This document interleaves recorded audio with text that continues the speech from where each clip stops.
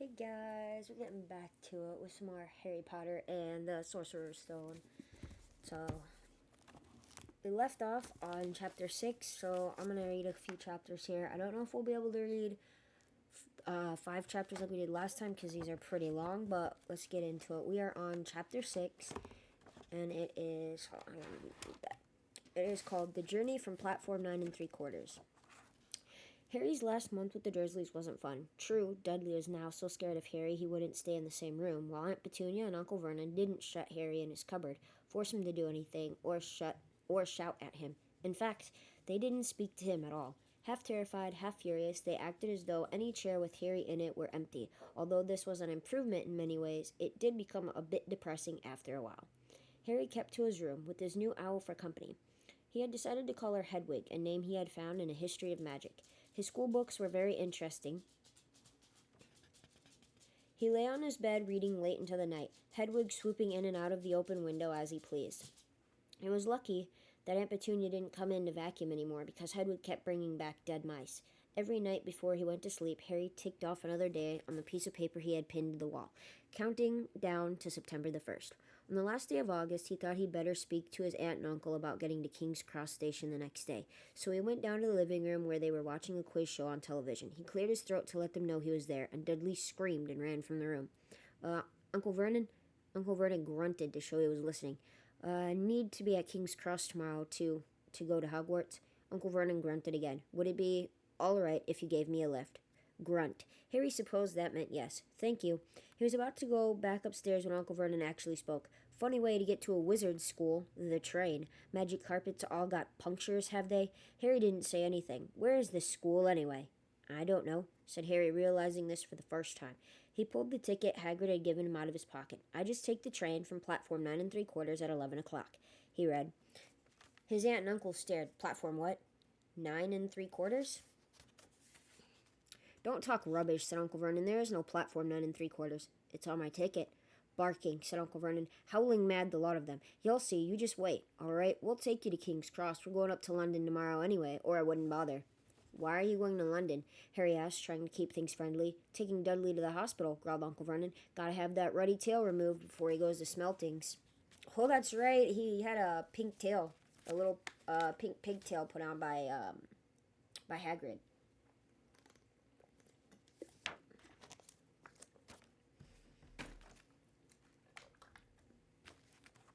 Harry woke at 5 o'clock the next morning and was too excited and nervous to go back to sleep. He got up and pulled on his jeans because he didn't want to walk into the station in his wizard's robes. He'd change on the train. He checked his Hogwarts list yet again to make sure he had everything he needed, saw that Hedwig was shut safely in her cage, and then paced the room, waiting for the Dursleys to get up. 2 hours later, Harry's huge, heavy trunk had been loaded in the Dursleys' car. Aunt Petunia had talked Dudley into sitting next to Harry, and they had set off. They reached King's Cross at 10:30. Uncle Vernon dumped Harry's trunk onto a cart and wheeled it into the station for him. Harry thought that was strangely kind until Uncle Vernon stopped dead, facing the platforms with a nasty grin on his face. Well, there you are, boy. Platform 9. Platform 10. Your platform should be somewhere in the middle, but they don't seem to have built it yet, do they? That's kind of mean. But, I mean, the Dursleys have never been nice to Harry, so I guess that's to be expected. He was quite right, of course. There is a big plastic number 9 over one platform and a big plastic number 10 over the one next to it, and in the middle, nothing at all.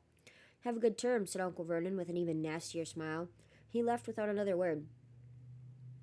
Harry turned and saw the Dursleys drive away. All three of them were laughing.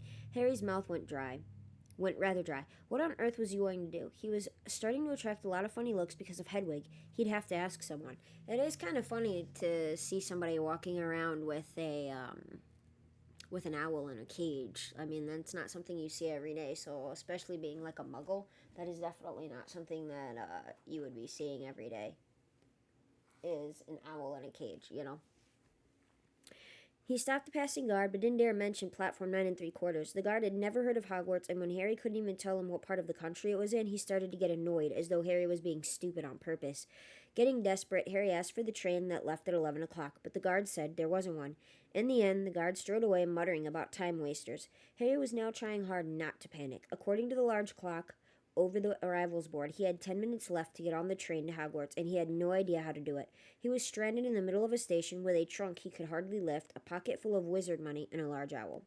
Hagrid must have forgotten to tell him something you had to do, like tapping the third brick on the left to get into Diagon Alley. He wondered if he should get out his wand and start tapping the ticket inspector's stand between platforms 9 and 10.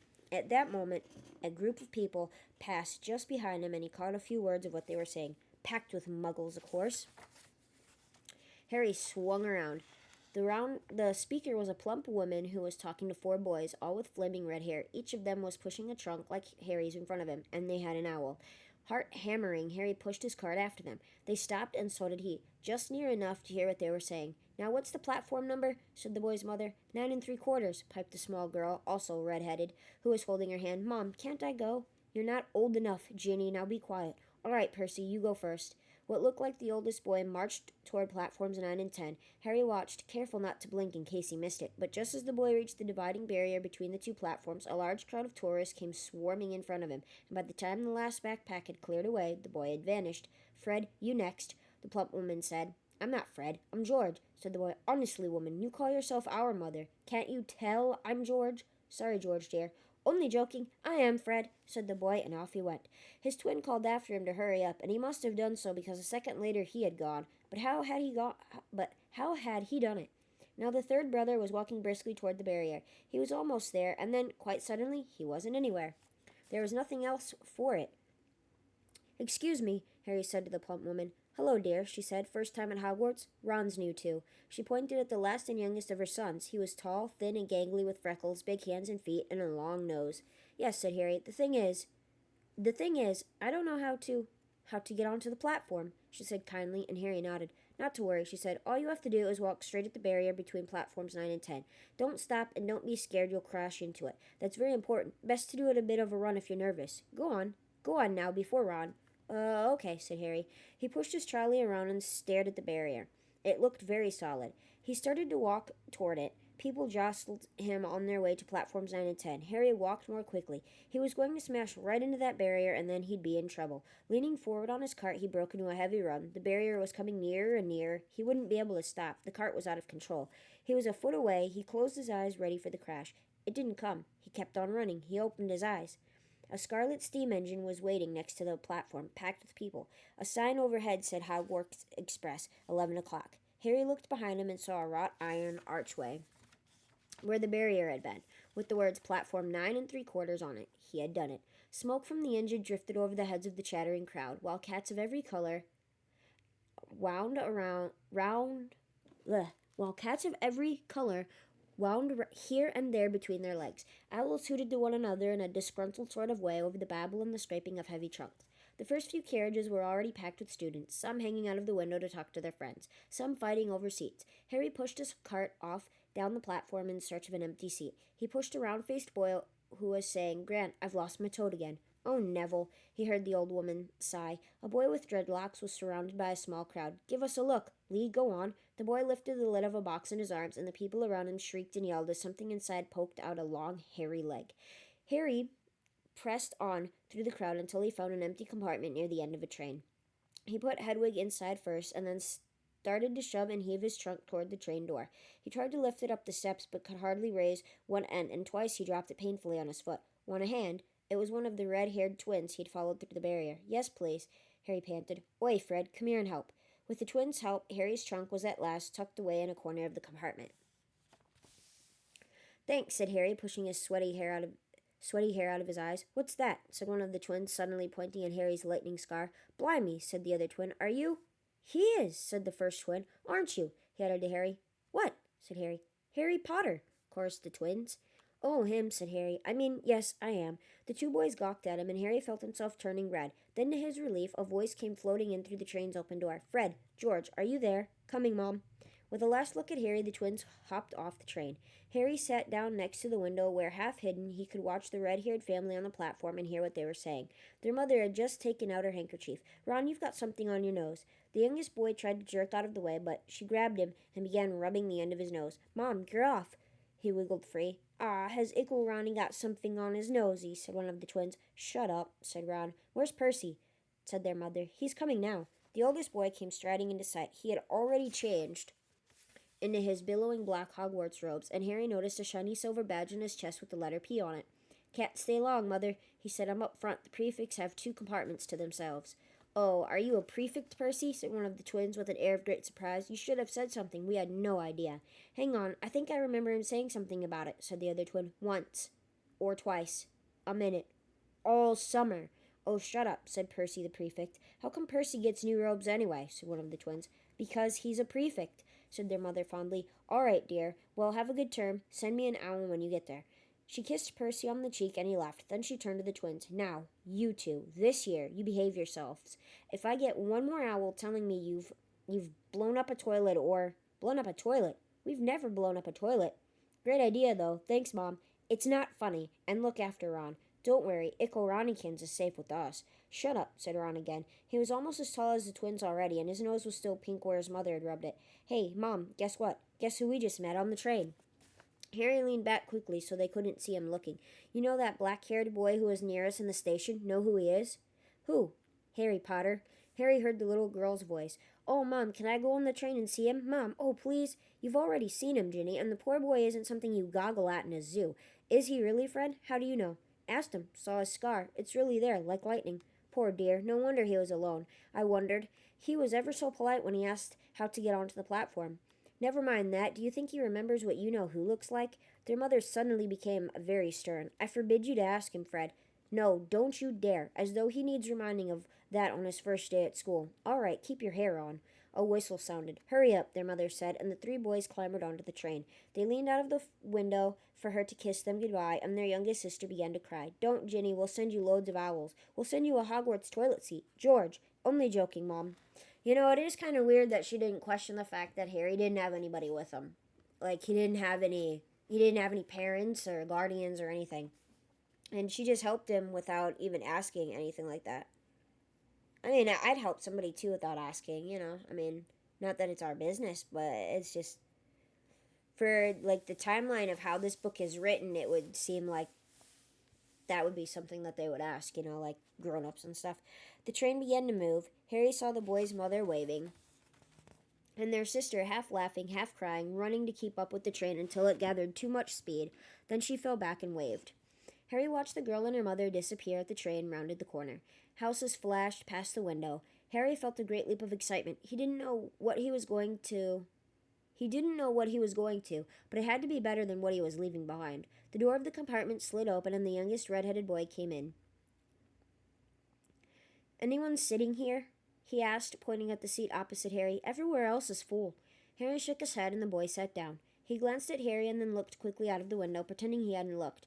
Harry saw he still had a black mark on his nose. Hey, Ron. The twins were back. Listen, we're going down the middle of the train. Lee Jordan's got a giant tarantula down there. Right, mumbled Ron. Harry, said the other twin, did we introduce ourselves? Fred and George Weasley. And this is Ron, our brother. See you later, then. Bye, said Harry and Ron. The twins slid the compartment door shut behind them. Are you really Harry Potter? Ron blurted out. Harry nodded. Oh, well, I thought it might be one of Fred and George's jokes, said Ron. And have you really got, you know? He pointed at Harry's forehead. Harry pulled back his bangs to show the lightning scar. Ron stared. So that's where you-know-who? Yes, said Harry, but I can't remember it. Nothing? Said Ron eagerly. Well, I remember a lot of green light, but nothing else. Wow, said Ron. He sat and stared at Harry for a few moments. Then, as though he had suddenly realized what he was doing, he looked quickly out of the window again. Are all your family wizards? Asked Harry, who found Ron just as interesting as Ron found him. Yes, I think so, said Ron. I think Mom's got a second cousin who's an accountant, but we never talk about him. So you must know loads of magic already. The Weasleys were clearly one of those old wizarding families the Pale Boy and Diagon Alley had talked about. I heard you went to live with Muggles, said Ron. What are they like? Horrible. Well, not all of them. My aunt and uncle and cousin are, though. Wish I'd had 3 wizard brothers. 5, said Ron. For some reason, he was looking gloomy. I'm the sixth in our family to go to Hogwarts. You could say I've got a lot to live up to. Bill and Charlie have already left. Bill was head boy, and Charlie was captain of Quidditch. Now Percy's a prefect. Fred and George mess around a lot, but they still get really good marks. And everyone thinks they're really funny. Everyone expects me to do as well as the others, but if I do, it's no big deal because they did it first. You never get anything new either with 5 brothers. I've got Bill's old robes, Charlie's old wand, and Percy's old rat. Ron reached inside his jacket and pulled out a fat gray rat, which was asleep. His name's Scabbers, and he's useless. He hardly ever wakes up. Percy got an owl from my dad for being made a prefect, but they couldn't afford I got Scabbers instead. Ron's ears went pink. He seemed to think he'd said too much because he went back to staring out of the window. Harry didn't think there was anything wrong with not being able to afford an owl. After all, he'd never had any money in his life until a month ago, and he told Ron so, all about having to wear Dudley's old clothes and never getting proper birthday presents. This seemed to cheer Ron up. And until Hagrid told me, I didn't know anything about being a wizard or about my parents or Voldemort. Ron gasped. What? Said Harry. You said you know whose name, said Ron, sounding both shocked and impressed. I'd have thought you, of all people. I'm not trying to be brave or anything, saying the name, said Harry. I just never knew you shouldn't. See what I mean? I've got loads to learn, I bet. He added, voicing for the first time something that had been worrying him a lot lately. I bet I'm the worst in the class. You won't be. There's loads of people who come from Muggle families, and they learn quick enough. While they had been talking, the train had carried them out of London. Now they were speeding past fields full of cows and sheep. They were quiet for a time, watching the fields and lanes flick past. Around 12:30, there was a great clattering outside in the corridor, and a smiling, dimpled woman slid back their door and said, Anything off the cart, dears? Harry, who hadn't had any breakfast, leapt to his feet, but Ron's ears went pink again, and he muttered that he'd brought sandwiches. Harry went out into the corridor. He had never had any money for candy with the Dursleys, and now that he had pockets rattling with gold and silver, he was ready to buy as many Mars bars as he could carry. But the woman didn't have Mars bars. What she did have were Bertie Bott's every flavor beans, Drubel's best blowing gum, chocolate frogs, pumpkin pasties, cauldron cakes, licorice wands, and a number of other strange things Harry had never seen in his life. Not wanting to miss anything, he got some of everything and paid the woman 11 silver sickles and 7 bronze knuts. Ron stared as Harry brought it all back into the up compartment and tipped it onto an empty seat. Hungry, are you? Starving, said Harry, taking a large bite out of a pumpkin pasty. Ron had taken out a lumpy package and unwrapped it. There were 4 sandwiches inside. He pulled one of them apart and said, She always forgets I don't like corned beef. Swap you for one of those, said Harry, holding up a pasty. Go on. You don't want this. It's all dry, said Ron. She hasn't got much time, he added quickly. You know, with 5 of us. Go on, have a pasty, said Harry, who had never had anything to share before, or, indeed, anyone to share it with. It was a nice feeling, sitting there with Ron, eating their way through all Harry's pasties, cakes, and candies. The sandwiches lay forgotten. What are these? Harry asked Ron, holding up a pack of chocolate frogs. They're not really frogs, are they? He was starting to feel that nothing would surprise him. No, said Ron, but see what the card is. I'm missing a grippa. What? Oh, of course you wouldn't know. Chocolate frogs have cards inside them. You know, to collect. Famous witches and wizards. I've got about 500, but I haven't got Agrippa or Ptolemy. Harry unwrapped his chocolate frog and picked up the card. It seemed a man's it showed a man's face. He wore half-moon glasses, had a long crooked nose, a flowing silver hair, beard, and mustache. Underneath the picture was the name Albus Dumbledore. So this is Dumbledore, said Harry. Don't tell me you'd never heard of Dumbledore, said Ron. Can I have a frog? I might get Agrippa. Thanks. Harry turned over his card and read, Albus Dumbledore, currently headmaster of Hogwarts. Considered by many the greatest wizard of modern times, Dumbledore is particularly famous for his defeat of the dark wizard Grindelwald in 1945, for the discovery of the 12 uses of dragon's blood, and his work on alchemy with his partner Nicholas Flamel. Professor Dumbledore enjoys chamber music and 10-pin bowling. Harry turned the card back over and saw, to his astonishment, that Dumbledore's face had disappeared. He's gone. Well, you can't expect him to hang around all day, said Ron. He'll be back. No, I've got Morgana again, and I've got about 6 of her. Do you want it? You can start collecting. Ron's eyes strayed to the pile of chocolate frogs waiting to be unwrapped. Help yourself, said Harry. But in, the Muggle world, people just stay put in photos. Do they? What, they don't move at all? Ron sounded amazed. Weird.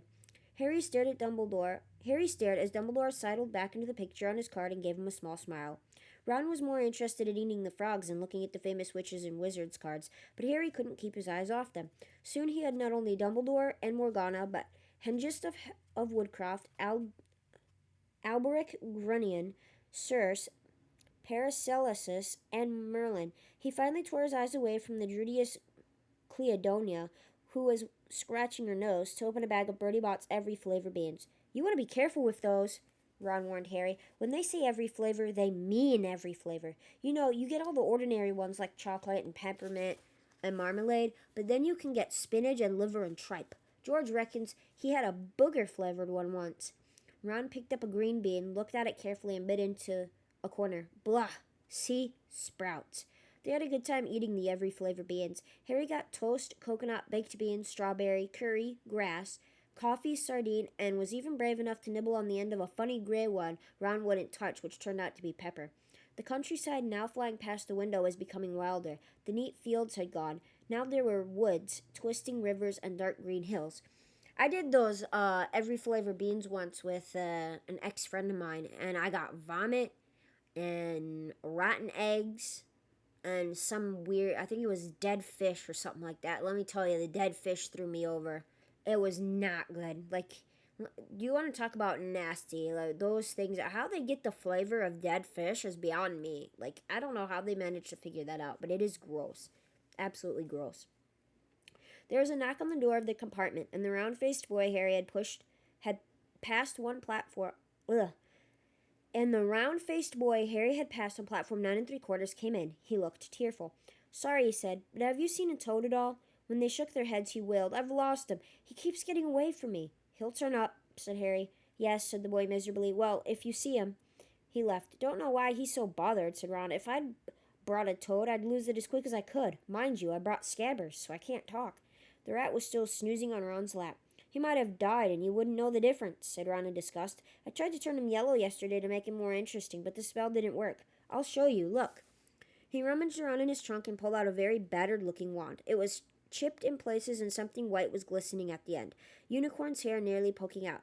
Anyway, he had just raised his wand when the compartment door slid open again. The toadless boy was back, but this time he had a girl with him. She was already wearing her new Hogwarts robes. "Has anyone seen a toad? Neville's lost one," she said. She had a bossy sort of voice, lots of bushy brown hair, and rather large front teeth. "We've already told him we haven't seen it," said Ron, but the girl wasn't listening. She was looking at the wand in his hand. "Oh, are you doing magic? Let's see it, then." She sat down. Ron looked taken aback. All right." He cleared his throat. "Sunshine, daisies, buttermellow, turn this stupid fat rat yellow." He waved his wand, but nothing happened. Scabbers stayed gray and fast asleep. "Are you sure that's a real spell?" said the girl. "Well, it's not very good, is it? I've tried a few simple spells just for practice, and it's all worked for me. Nobody in my family's magic at all. It was ever such a surprise when I got my letter, but I was ever so pleased, of course. I mean, it's the very best school of witchcraft there is. I've learned all our course books by heart, of course. I just hope it will be enough. I'm Hermione Granger. By the way, who are you?" She said all this very fast. Harry looked at Ron and was relieved to see by his stunned face that he hadn't learned all the course books by heart either. "I'm Ron Weasley," Ron muttered. "Harry Potter," said Harry. "Are you really?" said Hermione. "I know all about you, of course. I got a few extra books for background reading, and you're in modern magical history and the rise and fall of the dark arts and great wizarding events of the 20th century. "Am I?" said Harry, feeling dazed. "Goodness, didn't you know? I'd have found out everything I could if it was me," said Hermione. "Do you either of you know what house you'll be in? I've been asking around, and I hope I'm in Gryffindor. It sounds by far the best. I hear Dumbledore himself was in it, but I suppose Ravenclaw wouldn't be too bad. Anyway, we'd better go off and look for Neville's toad. You two had better change, you know. I expect we'll be there soon." And she left, taking the toadless boy with her. "Whatever house I'm in, I hope she's not in it," said Ron. He threw his wand back into his trunk. "Stupid spell. George gave it to me. Bet he knew it was a dud." "What house are your brothers in?" asked Harry. "Gryffindor," said Ron. Gloom seemed to be settling on him again. "Mom and Dad were in it too. I don't know what they'll say if I'm not. I don't suppose Ravenclaw would be too bad, but imagine if they put me in Slytherin." "That's the house you know who was in." "Yeah," said Ron. He flopped back into his seat, looking impressed. "You know, I think the ends of Scabbers' whiskers are a bit lighter," said Harry, trying to take Ron's mind off houses. "So what do your oldest brothers do now that they've left anyway?" Harry was wondering what a wizard did once he'd finished school. "Charlie's in Romania studying dragons, and Bill's in Africa doing something for Gringotts," said Ron. "Did you hear about Gringotts? It's been all over the Daily Prophet." "But I don't suppose you get that with the Muggles. Someone tried to rob a high-security vault." Harry stared. "Really? What happened to them?" "Nothing. That's why it's such big news.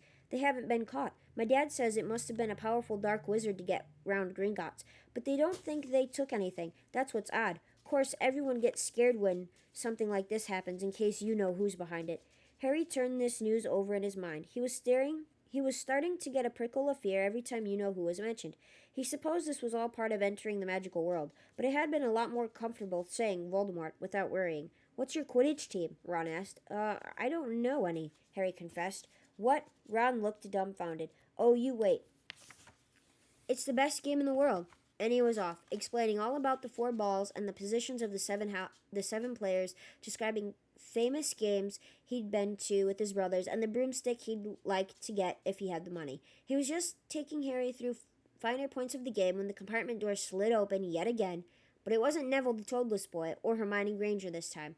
3 boys entered, and Harry recognized the middle one at once. It was the pale boy from Madame Malcolm's robe shop. He was looking at Harry with a lot more interest than he'd shown back in Diagon Alley. "Is it true?" he said. "They're saying all down the train that Harry Potter's in this compartment. So it's you, is it?" "Yes," said Harry. He was looking at the other boys. Both of them were thick set and looked extremely mean. Standing on either side of the pale boy, they looked like bodyguards. "Oh, this is Crabbe, and this is Goyle," said the pale boy, carelessly, noticing where Harry was looking. "And my name's Malfoy, Draco Malfoy." Ron gave a slight cough, which might have been hiding a snigger. Draco Malfoy looked at him. "Think my name's funny, do you?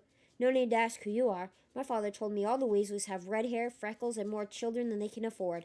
He turned back to Harry. "You'll soon find out. Some wizarding families are much better than others, Potter. You don't want to go making friends with the wrong sort. I can help you there." He held out his hand to shake Harry's, but Harry didn't take it.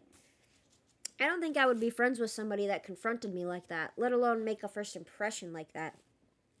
"I think I can tell who the wrong sort are for myself, thanks," he said coolly. Draco Malfoy didn't go red, but a pink tinge appeared in his pale cheeks. "I'd be careful if I were you, Potter," he said slowly. "Unless you're a bit politer, you'll go the same way as your parents. They didn't know what was good for them either. You hang around with riffraff like the Weasleys and that Hagrid, and it'll rub off on you." Both Harry and Ron stood up. "Say that again," said Ron, his face as red as his hair. "Oh, you're going to fight us, are you?" Malfoy sneered. "Unless you get out now," said Harry, more bravely than he felt, because Crabbe and Goyle were a lot bigger than him or Ron. But we don't feel like leaving, do we, boys? We've eaten all our food, and you still seem to have some." Goyle reached toward the chocolate frogs next to Ron. Ron leapt forward, but before he'd so much as touched Goyle, Goyle let out a horrible yell. Scabbers the rat was hanging off his finger, sharp little teeth sunk deep into Goyle's knuckle. Crabbe and Malfoy backed away as Goyle swung Scabbers round and round, howling, and when Scabbers finally flew off and hit the window, all 3 of them disappeared at once. Perhaps they thought there were more rats lurking among the sweets, or perhaps they'd heard footsteps because a second later Hermione Granger had come in. "What has been going on?" she said, looking at all the sweets over the floor and Ron picking up Scabbers by his tail. "I think he's been knocked out," said Ron to Harry. He looked closer at Scabbers. "No, I don't believe it. He's gone back to sleep." And so he had. "You've met Malfoy before?" Harry explained about their meeting in Diagon Alley. "I've heard of his family," said Ron darkly. "They were some of the first to come back to our side after you-know-who disappeared. Said they'd been bewitched. My dad doesn't believe it. He says Malfoy's father didn't need an excuse to go over to the dark side." He turned to Hermione. "Can we help you with something?" "You'd better hurry up and put your robes on. I've just been up to the front to ask the conductor, and he says we're nearly there." "You haven't been fighting, have you? You'll be in trouble before we even get there." "Scabbers has been fighting, not us," said Ron, scowling at her. "Would you mind leaving while we change?" "All right. I only came in here because people outside are behaving very childishly, racing up and down the corridors," said Hermione in a sniffy voice. "And you've got dirt on your nose, by the way. Did you know?" Ron glared at her as she left. Harry peered out of the window. It was getting dark. He could see mountains and forests under a deep purple sky. The train did seem to be slowing down. He and Ron took off their jackets and pulled on their long black robes. Ron's were a bit short for him. You could see his sneakers underneath them. Had I not read the books first and then seen, if I had just seen the movie and not read the books, I probably wouldn't have had, a dislike for Hermione at the beginning because I really, the way she talks in the books in the beginning, on the train and stuff like that, and just throughout the some of the book, is she's a very she's a sniveling brat is how it comes off. But don't get me wrong, I love Hermione. She's one of my favorites. I love all 3 of them. But at the very beginning, she was just one of those characters that just kind of annoyed me to no end. It was just very annoying every time she would come in. I'm like, ugh, I really don't want to read it. And I would want to skip over it, but I didn't. But I would really want to skip over it because she just drove me nuts.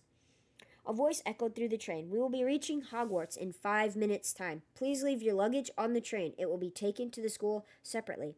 Harry's stomach lurched with nerves, and Ron, he saw, looked pale under his freckles. They crammed their pockets with the last of the sweets and joined the crowd thronging the corridor. The train slowed right down and finally stopped. People pushed their way toward the front People pushed their way toward the door and out onto a tiny dark platform. Harry shivered in the cold night air. Then a lamp came bobbing over their heads of the students, and Harry heard a familiar voice. First years? First years over here? All right there, Harry. Hagrid's big hairy face beamed over the sea of heads. Come on, follow me. Any more first years? Mind your step now. First years, follow me. Slipping and stumbling, they followed Hagrid down what seemed to be a steep, narrow path. It was so dark on either side of them that Harry thought there must be thick trees there. Nobody spoke much. Neville, the boy who kept losing his toad, sniffed once or twice. You'll get your first sight of Hogwarts in a sec, Hagrid called over his shoulder. Just round this bend here. There was a loud "oh." The narrow path that had opened suddenly onto the edge of a great black lake. Perched atop a high mountain on the other side, its windows sparkling in the starry sky, was a vast castle with many turrets and towers. No more than 4 to a boat, Hagrid called, pointing to a fleet of little boats sitting in the water by the shore. Harry and Ron were followed into their boat by Neville and Hermione. Everyone in, shouted Hagrid, who had a boat to himself. Right then. Forward! And the fleet of little boats moved off all at once, gliding across the lake, which was as smooth as glass. Everyone was silent, staring up at the great castle overhead. It towered over them as they sailed nearer and nearer to the cliff on which it stood. Heads down, yelled Hagrid as the first boats reached the cliff. They all bent their heads, and the little boats carried them through a curtain of ivy that hid a wide opening in the cliff face. They were carried along a dark tunnel which seemed to be taking them right underneath the castle, until they reached a kind of underground harbor where they clambered out onto rocks and pebbles. Oi, you there! Is this your toad? Said Hagrid, who was checking the boats as people climbed out of them. Trevor!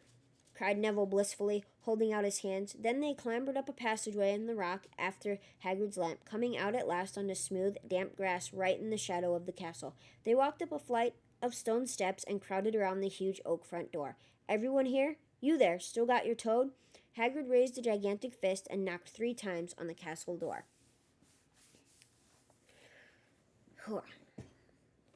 Alright, guys. Chapter 7. The Sorting Hat. Ellie, go.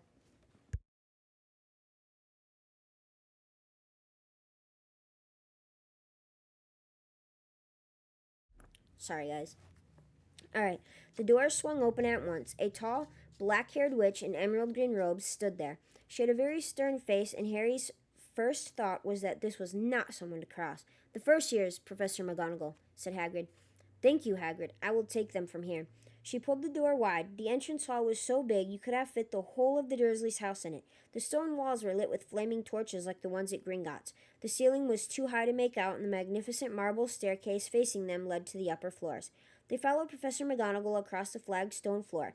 Harry could hear the drone of hundreds of voices from a doorway to the right. The rest of the school must already be here, but Professor McGonagall showed the first years into a small empty chamber off the hall. They crowded in, standing rather closer together than they would usually have done, peering about nervously. Welcome to Hogwarts, said Professor McGonagall. The start of term banquet will begin shortly, but before you take your seats in the Great Hall, you will be sorted into your houses. The sorting is a very important ceremony because, while you are here, your house will be something like your family within Hogwarts. You will have classes with the rest of your house, sleep in your house dormitory, and spend free time in your house common room. The 4 houses are called Gryffindor, Hufflepuff, Ravenclaw, and Slytherin. Each house has its own noble history, and each has produced outstanding witches and wizards.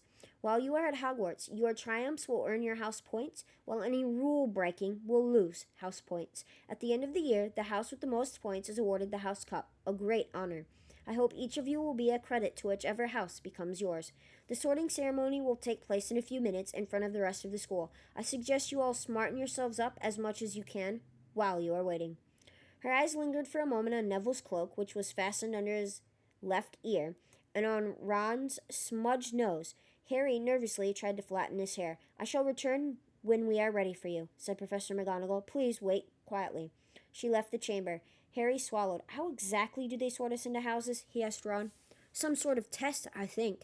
Fred said it hurts a lot, but I think he was only joking. Harry's heart gave a horrible jolt. A test? In front of the whole school? But he didn't know any magic yet. What on earth would he have to do?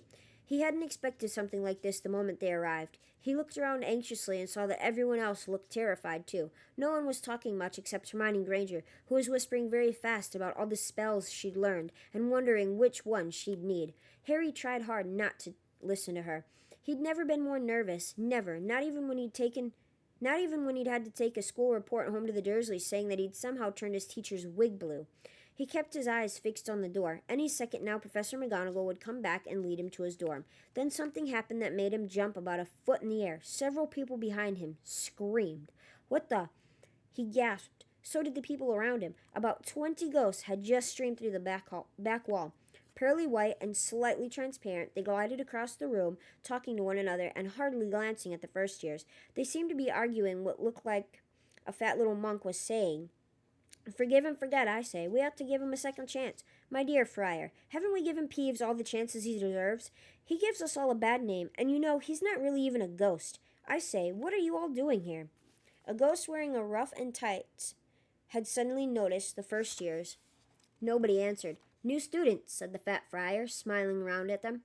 "About to be sorted, I suppose." A few people nodded mutely. "Hope to see you in Hufflepuff," said the friar. "My old house, you know." "Move along now," said a sharp voice. "The sorting ceremony's about to start." Professor McGonagall had returned. One by one, the ghosts floated away through the opposite wall. "Now, form a line," Professor McGonagall told the first years, "and follow me." Feeling oddly as though his legs had turned to lead, Harry got into a line behind a boy with sandy hair, with Ron behind him, and they walked out of the chamber, back across the hall, and through a pair of double doors into the great hall. Harry had never even imagined such a strange and splendid place. It was lit by thousands and thousands of candles that were floating in mid-air over 4 long tables where the rest of the students were sitting. These tables were laid with glittering golden plates and goblets. At the top of the hall was another long table where the teachers were sitting. Professor McGonagall led the first years up here so that they came to a halt in a line facing the other students, with the teachers behind them. The hundreds of faces staring at them looked like pale lanterns in the flickering candlelight. Dotted here and there among the students, the ghosts shone misty silver, mainly to avoid all the staring eyes. Harry looked upward and saw a velvety black ceiling dotted with stars. He heard Hermione whisper, "It's bewitched to look like the sky outside. I read about it in Hogwarts, a history." It was hard to believe there was a ceiling there at all, and that the great hall didn't simply open on to the heavens. Hold on, guys.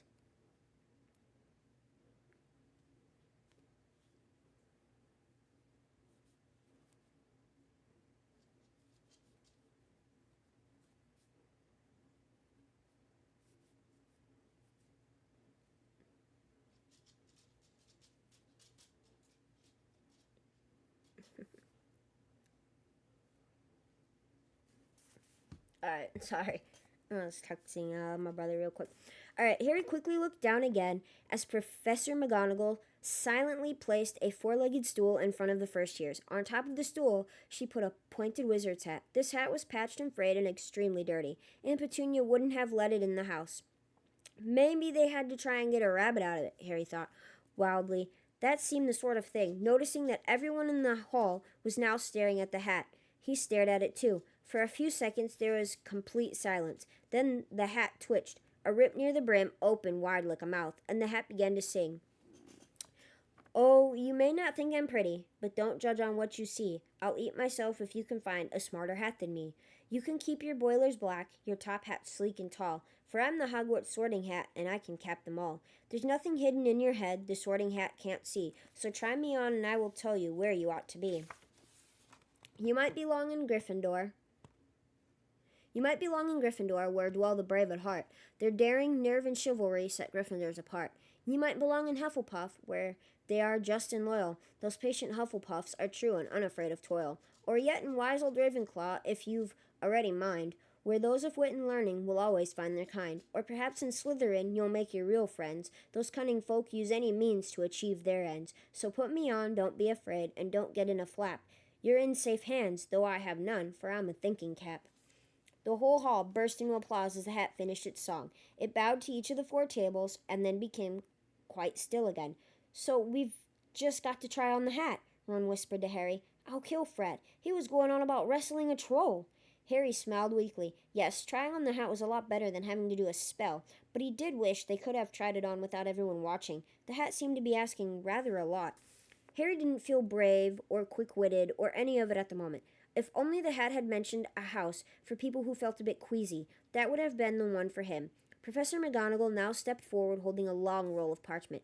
When I call your name, you will put on the hat and sit on the stool to be sorted, she said. Abbott, Hannah. A pink-faced girl with blonde pigtails stumbled out of line, put on the hat, which fell right down over her eyes, and sat down. A moment's pause. Hufflepuff, shouted the hat. The table on the right cheered and clapped as Hannah went to sit down at the Hufflepuff table. Harry saw the ghost of the fat friar waving merrily at her. Bones, Susan. Hufflepuff, shouted the hat again, and Susan scuttled off to sit next to Hannah. Boot, Terry. Ravenclaw. The table second from the left clapped this time. Several Ravenclaws stood up to shake hands with Terry as he joined them. Brocklehurst Mandy went to Ravenclaw too, but Brown Lavender became the first new Gryffindor, and the table on the far left exploded with cheers. Harry could see Ron's twin brothers catcalling. Bulstrode Millicent then became a Slytherin. Perhaps it was Harry's imagination. After all, he'd heard about Slytherin, but he thought they all looked like an unpleasant lot. He was starting to feel definitely sick now.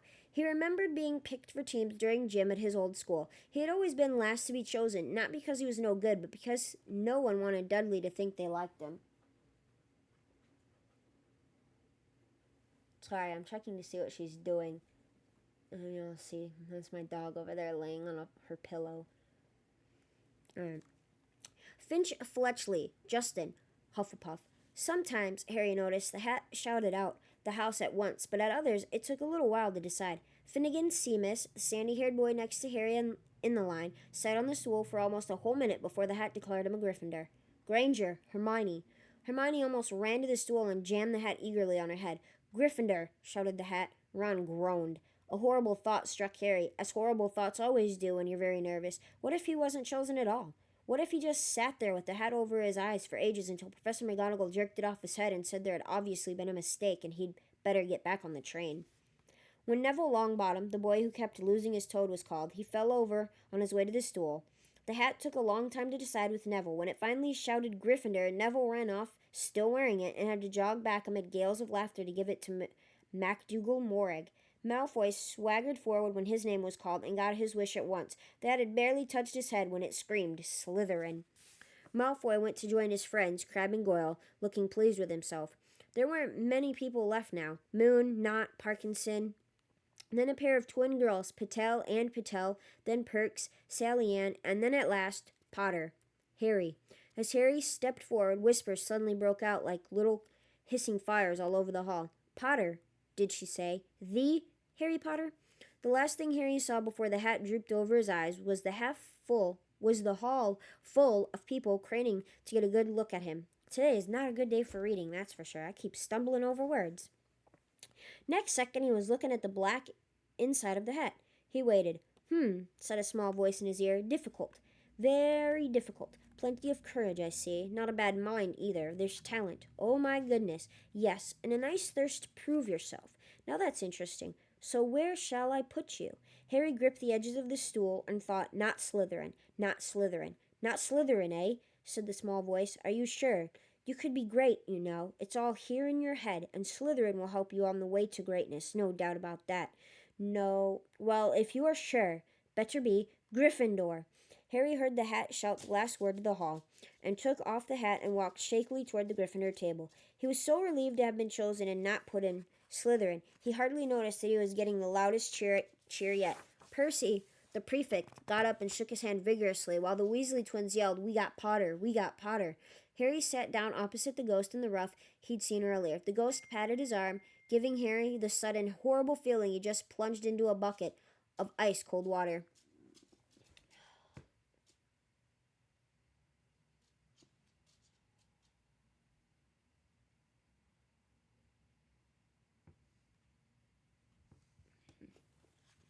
He could see the high table properly now. At the end nearest him sat Hagrid, who caught his eye and gave him the thumbs up. Harry grinned back, and there, in the center of the high table, in a large gold chair, sat Albus Dumbledore. Harry recognized him at once from the card he'd gotten out of the chocolate frog on the train. Dumbledore's silver hair was the only thing in the whole hall that shone as brightly as the ghost's. Harry spotted Professor Quirrell, too, the nervous young man from the Leaky Cauldron. He was looking very peculiar in a large purple turban. And now there were only 3 people left to be sorted.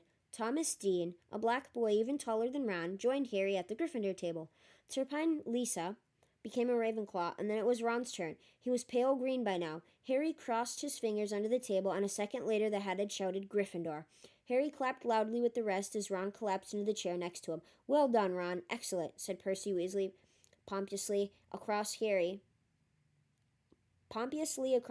as the beanie Blaze was made a Slytherin. Professor McGonagall rolled up her sleeve. Professor McGonagall rolled up her scroll and took the sorting hat away. Harry looked down at his empty gold plate. He had only just realized how hungry he was. The pumpkin pasties seemed ages ago. Albus Dumbledore had gotten to his feet. He was beaming at the students, his arms opened wide, as if nothing could have pleased him more than to see them all there. "Welcome," said Harry. "Welcome to a new year at Hogwarts. Before we begin our banquet, I would like to say a few words, and here they are. Nitwit, Blubber, Oddment, Tweak. Thank you." He sat back down. Everybody clapped and cheered. Harry didn't know whether to laugh or not. "Is he a bit mad?" he asked Percy uncertainly. "Mad," said Percy airily. "He's a genius. Best wizard in the world. But he is a bit mad, yes. Potatoes, Harry?" Harry's mouth fell open. The dishes in front of him were now piled with food. He had never seen so many things he liked to eat on one table: roast beef, roast chicken, pork chops and lamb chops, sausages, bacon and steak, boiled potatoes, roast potatoes, fries, Yorkshire pudding, peas, carrots, gravy, ketchup, and, for some strange reason, peppermint humbugs. The Dursleys had never exactly starved Harry, but he'd never been allowed to eat as much as he liked. Dudley had always taken anything that Harry really wanted, even if it made him sick. Harry piled his plate with a bit of everything except the peppermints and began to eat. It was all delicious. "That does look good," said the ghost in the ruff sadly, watching Harry cut up his steak. "Can't you?" "I haven't eaten for nearly 400 years, said the ghost. "I don't need to, of course, but one does miss it. I don't think I've introduced myself. Sir Nicholas de Mimsy Porpington, at your service, resident ghost of Gryffindor Tower." "I know who you are," said Ron suddenly. "My brothers told me about you. You're Nearly Headless Nick."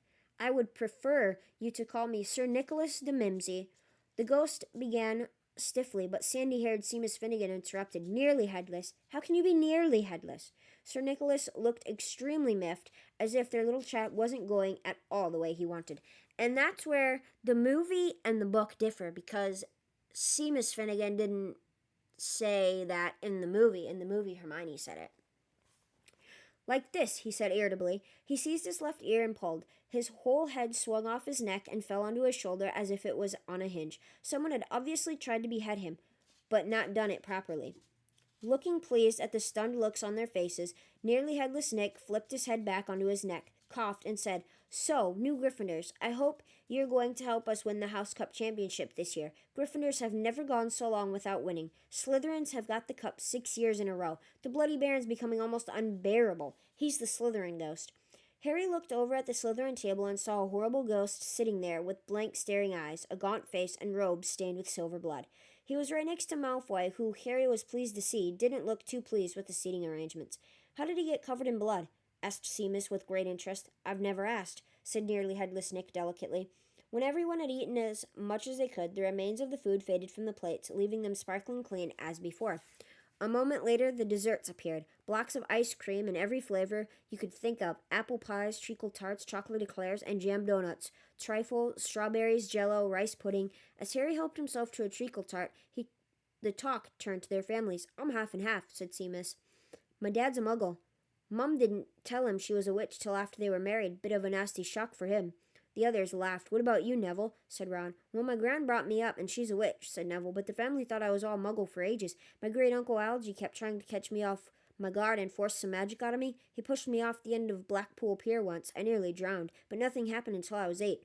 Great-uncle Algy came round for dinner, and he was hanging me out of an upstairs window by the ankles when my great-auntie Enid offered him a meringue, and he accidentally let go. But I bounced all the way down the garden and into the road. They were all really pleased. Gran was crying, she was so happy. And you should have seen their faces when I got in here. They thought I might not be magic enough to come, you see. Great-uncle Algy was so pleased he bought me my toad." On Harry's other side, Percy Weasley and Hermione were talking about lessons. "I do hope they start right away. There's so much to learn. I'm practically interested in transfiguration. You know, turning something into something else, of course. It's supposed to be very difficult. You'll be starting small, just matches and needles and that sort of thing. Harry, who was starting to feel warm and sleepy, looked up at the high table again. Hagrid was drinking deeply from his goblet. Professor McGonagall was talking to Professor Dumbledore. Professor Quirrell, in his absurd turban, was talking to a teacher with greasy black hair, a hooked nose, and sallow skin. It happened very suddenly. The hook-nosed teacher looked past Quirrell's turban straight into Harry's eyes, and a sharp, hot pain shot across the scar on Harry's forehead. Ouch! Harry clapped a hand to his head. What is it? Asked Percy. Nothing. The pain had gone as quickly as it had come. Harder to shake off was a feeling Harry had gotten from the teacher's look, a feeling that he didn't like Harry at all. Who's that teacher talking to Professor Quirrell? He asked Percy. Oh, you know Quirrell already, do you? No wonder he's looking so nervous. That's Professor Snape. He teaches potions, but he doesn't want to. Everyone knows he's after Quirrell's job. Knows an awful lot about the dark arts, Snape. Harry watched Snape for a while, but Snape didn't look at him again. At last the desserts, too, disappeared, and Professor Dumbledore got to his feet again. The hall fell silent. Ahem. Just a few more words now that we are all fed and watered. I have a few start-of-term notices to give you. First years should note that the forest on the grounds is forbidden to all pupils, and a few of our older students would do well to remember that as well. Dumbledore's twinkling eyes flashed in the direction of the Weasley twins. I have also been asked by Mr. Filch, the caretaker, to remind you all that no magic should be used between classes in the corridors. Quidditch trials will be held in the second week of the term. Anyone interested in playing for their house teams should contact Madam Hooch. And finally, I must tell you that this year the third-floor corridor on the right-hand side is out of bounds to everyone who does not wish to die a very painful death. Harry laughed, but he was one of the few who did. He's not serious, he muttered to Percy. Must be, said Percy, frowning at Dumbledore. It's odd, because he usually gives us a reason why we're not allowed to go somewhere. The forest's full of dangerous beasts, everyone knows that. I do think he might have told us prefects at least. And now, before we go to bed, let us sing the school song, cried Dumbledore. Harry noticed that the other teachers' smiles had become rather fixed. Dumbledore gave his wand a little flick as if he was trying to get a fly off the end, and a long golden ribbon flew out of it, which rose high above the tables and twisted itself, snake-like, into words. Everyone picked their favorite tune, said Dumbledore, and off we go. That's something you don't see in the movie either, is the school song. And the school bellowed, Hogwarts, Hogwarts, Hoggy-Warty Hogwarts, teach us something, please, whether we be old and bald or young with scabby knees. Our heads could do with filling with some interesting stuff, and now they're bare and full of air, dead flies and bits of fluff. So teach us things worth knowing, bring back what we forgot. Just do your best, we'll do the rest, and learn until our brains all rot. Everybody finished the song at different times. At last, only the Weasley twins were left singing along to a very slow funeral march. Dumbledore conducted their last few lines with his wand, and when they finished, he was one of those who clapped loudest. Ah, music, he said, wiping his eyes, a magic beyond all we do here. And now, bedtime, off you trot. The Gryffindor first years followed Percy through the chattering crowds, out of the great hall and up the marble staircase. Harry's legs were like lead again, but only because he was so tired and full of food. He was too sleepy even to be surprised that the people in the portraits along the corridors whispered and pointed as they passed, or that twice Percy led them through doorways hidden behind sliding panels and hanging tapestries. They climbed more staircases and yawning and dragging their feet, and Harry was just wondering how much further they had to go when they came to a sudden halt. A bundle of walking sticks was floating in midair ahead of them, and as Percy took a step toward them, they started throwing themselves at him. Peeves, Percy whispered to the first years, a poltergeist. He raised his voice. Peeves, show yourself. A loud, rude sound like the air being let out of a balloon answered. Do you want me to go to the Bloody Baron? There was a pop, and a little man with wicked, dark eyes and a wide mouth appeared, floating cross-legged in the air, clutching the walking sticks. Oh, he said with an evil cackle, ickle firsties, what fun. He swooped suddenly at them. They all ducked. Go away, Peeves, or the Baron will hear about this. I mean it, barked Percy. Peeves stuck out his tongue and vanished, dropping the walking sticks on Neville's head. They heard him zooming away, rattling coats of armor as he passed. You want to watch out for Peeves, said Percy as they set off again. The Bloody Baron's the only one who can control him. He won't even listen to us prefects. Here we are. At the very end of the corridor hung a portrait of a very fat woman in a pink silk dress. Password, she said. Caput Draconis, said Percy, and the portrait swung forward to reveal a round hole in the wall. They all scrambled through it. Neville needed a leg up, and found themselves in the Gryffindor common room, a cozy, round room full of squishy armchairs. Percy directed the girls through one door to their dormitory, and the boys through another. At the top of a spiral staircase, they were obviously in one of the towers. They found their beds at last, 5 four-posters hung with deep red velvet curtains. Their trunks had already been brought up. Too tired to talk much, they pulled on their pajamas and fell into bed. "Great food, isn't it?" Ron muttered to Harry through the hangings. "Get off, Scabbers, he's chewing my sheets." Harry was going to ask Ron if he'd had any of the treacle tart, but he fell asleep almost at once. Perhaps Harry had eaten a bit too much, because he had a very strange dream. He was wearing Professor Quirrell's turban, which kept talking to him, telling him he must transfer to Slytherin at once because it was his destiny. Harry told the turban he didn't want to be in Slytherin. It got heavier and heavier. He tried to pull it off, but it tightened painfully, and there was Malfoy laughing at him as he struggled with it. Then Malfoy turned into the hook-nosed teacher Snape, whose laugh became high and cold. There was a burst of green light, and Harry awoke, sweating and shaking. He rolled over and fell asleep again, and when he woke next day, he didn't remember the dream at all. Alright, let's see. How long is this chapter? Alright, we'll read this next one here. The Potions Master, Chapter 8. "There, look." "Where?" "Next to the tall kid with the red hair, wearing the glasses. Did you see his face? Did you see his scar?" Whispers followed Harry from the moment he left the dormitory the next day. People lining up outside classrooms stood on tiptoe to get a look at him, or doubled back to pass him in the corridors again, staring. Harry wished they wouldn't, because he was trying to concentrate on finding his way to classes. There were 142 staircases at Hogwarts, wide, sweeping ones, narrow, rickety ones, some that led somewhere different on a Friday, some with a vanishing step halfway up that you had to remember to jump. Then there were doors that wouldn't open unless you asked politely, or tickled them in exactly the right place, and doors that weren't really doors at all, but solid walls just pretending. It was also very hard to remember where anything was, because it all seemed to move around a lot. The people in the portraits kept going to visit each other, and Harry was sure the coats of armor could walk. The ghosts didn't help either. It was always a nasty shock when one of them glided suddenly through a door you were trying to open. Nearly Headless Nick was always happy to point new Gryffindors in the right direction, but Peeves, the poltergeist, was worth 2 locked doors and a trick staircase if you met him when you were late for class.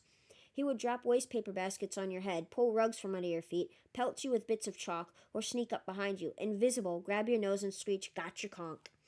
Even worse than Peeves, if that was possible, was the caretaker, Argus Filch. Harry and Ron managed to get on the wrong side of him on their very first morning. Filch found them trying to force their way through a door, but unluckily turned out to be the entrance to the out-of-bounds corridor on the 3rd floor. He wouldn't believe they were lost, was sure they were trying to break into it on purpose, and was threatening to lock them in the dungeons when they were rescued by Professor Quirrell, who was passing.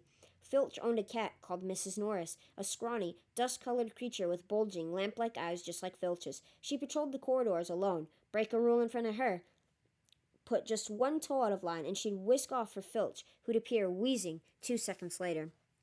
Filch knew the secret passageways of the school better than anyone, except perhaps the Weasley twins, and could pop up as suddenly as any of the ghosts. The students all hated him, and it was the dearest ambition of many to give Mrs. Norris a good kick. And then, once you had managed to find them, there were the classes themselves. There was a lot more to magic, as Harry quickly found out, than waving your wand and saying a few funny words. They had to study the night skies through their telescopes every Wednesday at midnight and learn the names of different stars and the movements of the planets.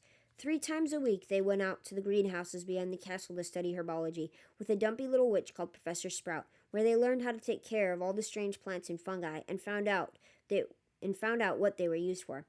Easily the most boring class was History of Magic, which was the only one taught by a ghost. Professor Binns had been very old indeed when he had fallen asleep in front of the staff room fire and got up next morning to teach, leaving his body behind. Binns droned on and on while they scribbled down names and dates and got Emmerich the Evil and Uric the Oddball mixed up. Professor Flitwick, the charms teacher, was a tiny little wizard who had to stand on a pile of books to see over his desk. At the start of their first class, he took the roll call, and when he reached Harry's name, he gave an excited squeak and toppled out of sight. Professor McGonagall was again different. Harry had been quite right to think she wasn't a teacher to cross. Strict and clever, she gave them a talking to the moment they sat down in her first class. I think that's how most classes are, especially nowadays, too. Like, you get into class and the teachers just sit there and give you lectures right away, like when you get in.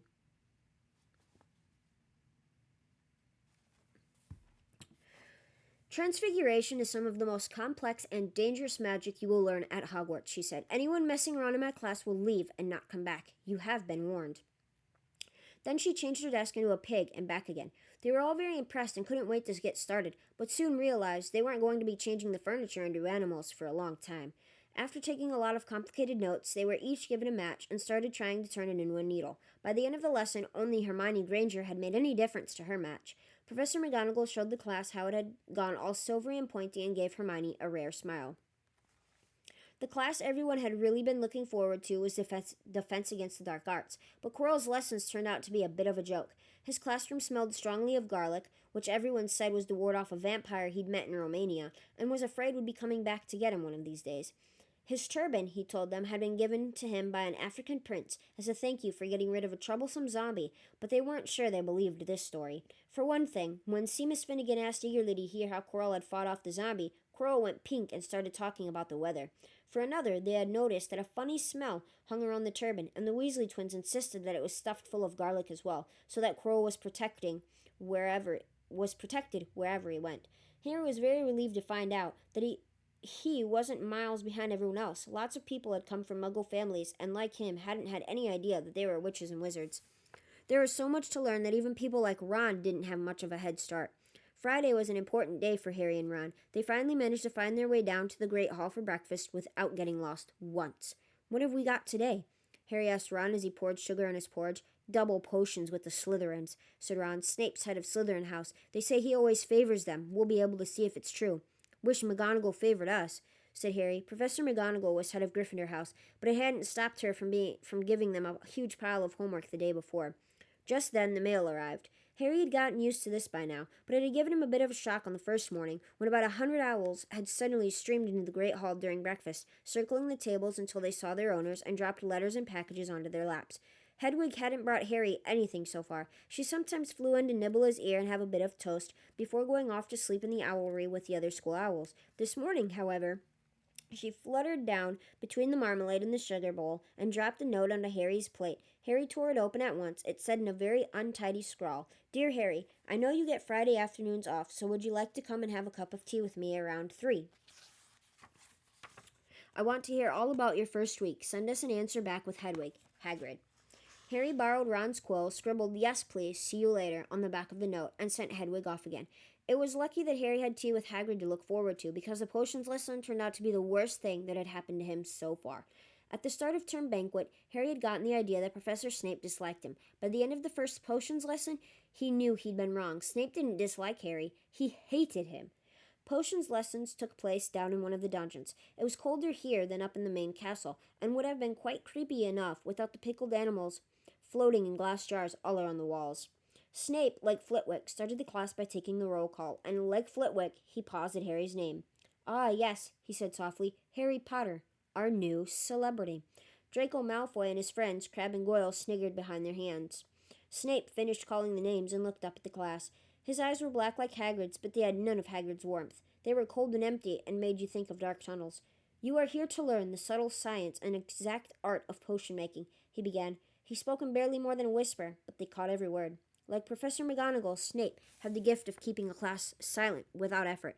"As there is little foolish wand-waving here, many of you will hardly believe this is magic. I don't expect you will really understand the beauty of the softly simmering cauldron with its shimmering fumes, the delicate power of liquids that creep through human veins, bewitching the mind, ensnaring the senses. I can teach you how to bottle fame, brew glory, even stopper death.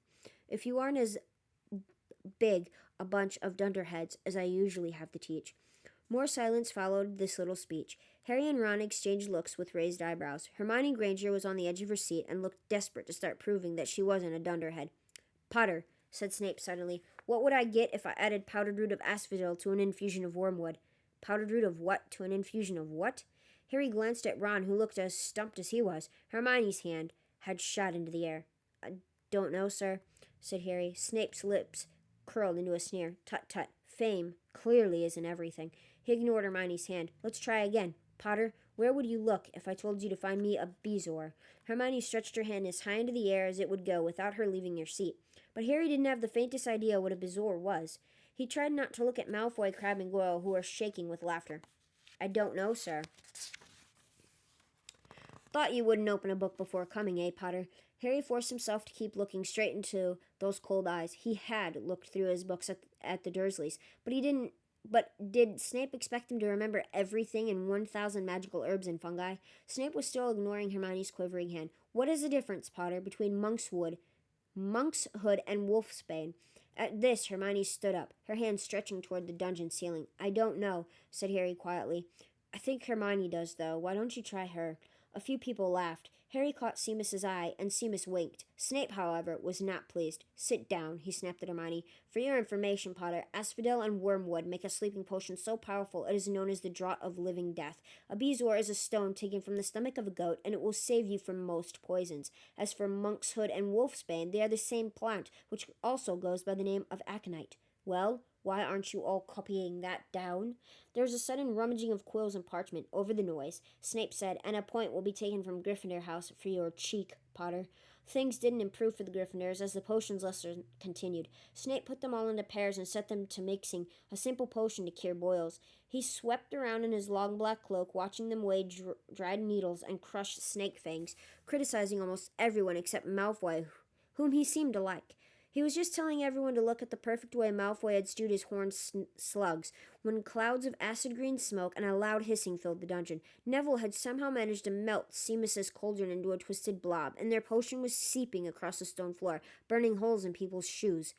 Within seconds, the whole class was standing on their stools, while Neville, who had been drenched in the potion when the cauldron collapsed, moaned in pain as angry red boils sprang up all over his arms and legs. "Idiot boy!" snarled Snape, clearing the spilled potion away with one wave of his wand. "I suppose you added the porcupine quills before taking the cauldron off the fire." Neville whimpered as boils started to pop up all over his nose. "Take him up to the hospital wing," Snape spat at Seamus. Then he rounded on Harry and Ron, who had been working next to Neville. "You, Potter, why didn't you tell him not to add the quills? Thought he'd make you look good if he got it wrong, did you? That's another point you've lost for Gryffindor." This was so unfair that Harry opened his mouth to argue, but Ron kicked him under their cauldron. "Don't push it," he muttered. "I've heard Snape can turn very nasty." As they climbed the steps of the dungeon an hour later, Harry's mind was racing and his spirits were low. He'd lost 2 points for Gryffindor in his very first week. Why did Snape hate him so much?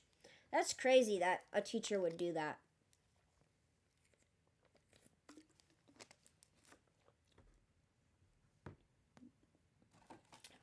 To be honest, why would a teacher sit there and yell at another student? I mean, I know it happens all the time in real life and stuff like that, but why would a teacher sit there and yell at another student standing next to one? Like, why didn't you help them? Why didn't you do this? Like, if that kid is practicing his stuff and focused on his stuff, they're not going to know what the other kid next to them is doing. You know what I mean? He's not paying attention to that kid. He's trying to do his own work, trying to make sure his own work is correct.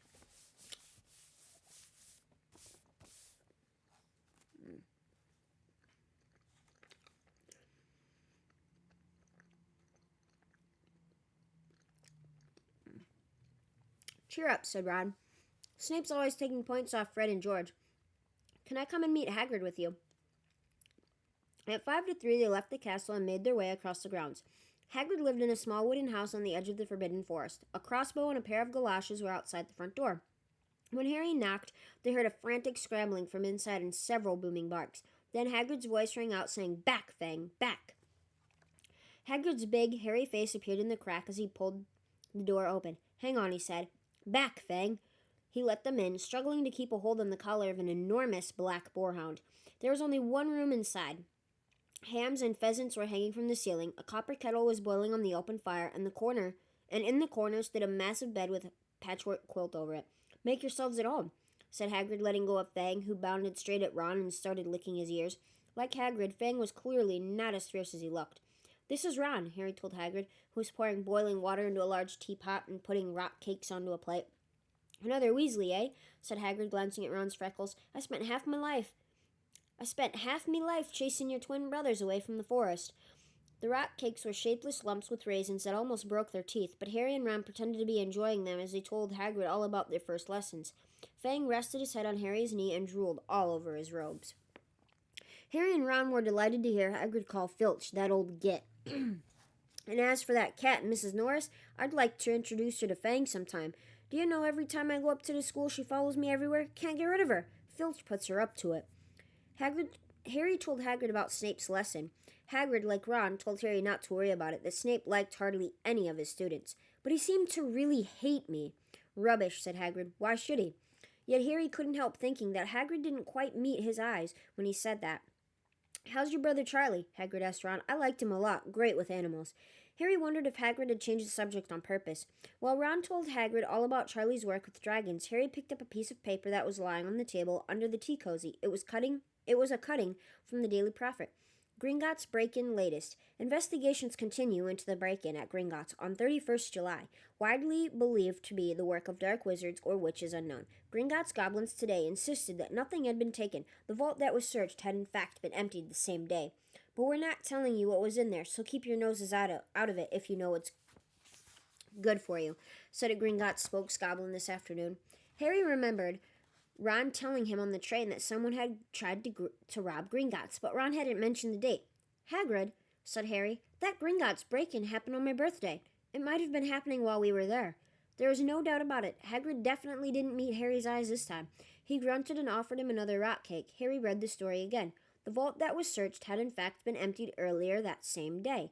Hagrid had emptied Vault 713, if you could call it emptying, taking out that grubby little package. Had that been what the thieves were looking for? As Harry and Ron walked back to the castle for dinner, their pockets weighed down with rock cakes. They'd been too polite to refuse. Harry thought that none of the lessons he'd had so far had given him as much to think about as tea with Hagrid. Had Hagrid collected that package just in time? Where was it now? And did Hagrid know something about Snape that he didn't want to tell Harry? Alright, let's see. We got one more chapter here. See how long this one is. Because I had to take my dog outside here soon. I don't think it should be too long. This might bring us up to our point where we need to be. Yeah. Alright, so we're going to read this last chapter here. Chapter 9, The Midnight Duel.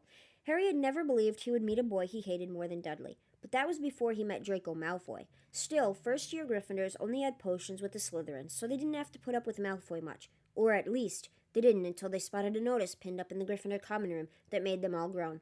Flying lessons would be starting on Thursday, and Gryffindor and Slytherin would be learning together. "Typical," said Harry darkly. "Just what I always wanted, to make a fool of myself on a broomstick in front of Malfoy." He had been looking forward to learning to fly more than anything else. "You don't know that you'll make a fool of yourself," said Ron reasonably. "Anyway, I know Malfoy's always going on about how good he is at Quidditch, but I bet that's all talk." Malfoy certainly did talk about flying a lot. He complained loudly about first years never getting on the house Quidditch teams, and told long, boastful stories that always seemed to end with him narrowly escaping muggles and helicopters. He wasn't the only one, though. The way Seamus Finnegan told it, he'd spent most of his childhood zooming around the countryside on his broomstick. Even Ron would tell anyone who'd listen about the time he'd almost hit a hang glider on Charlie's old broom. Everyone from wizarding families talked about Quidditch constantly. Ron had already had a big argument with Dean Thomas, who shared the dormitory, about soccer. Ron couldn't see what was so exciting about a game with only one ball where no one was allowed to fly. Harry had caught Ron prodding Dean's poster of West Ham's soccer team, trying to make the players move. Neville had never been on a broomstick in his life, because his grandmother had never let him near one. Privately, Harry felt she'd had good reason, because Neville managed to have an extraordinary number of accidents, even with both feet on the ground. Hermione Granger was almost as nervous about flying as Neville was. This was something you couldn't learn by heart out of a book. Not that she hadn't tried. At breakfast on Thursday, she bored them all stupid with flying tips she'd gotten out of a library book called Quidditch Through the Ages. Neville was hanging on to her every word, desperate for anything that might help him hang on to his broomstick later. But everybody else was very pleased when Hermione's lecture was interrupted by the arrival of mail. Harry hadn't had a single letter since Hagrid's note, something that Malfoy had been quick to notice, of course. Malfoy's eagle owl was always bringing him packages of sweets from home, which he opened gloatingly at the Slytherin table.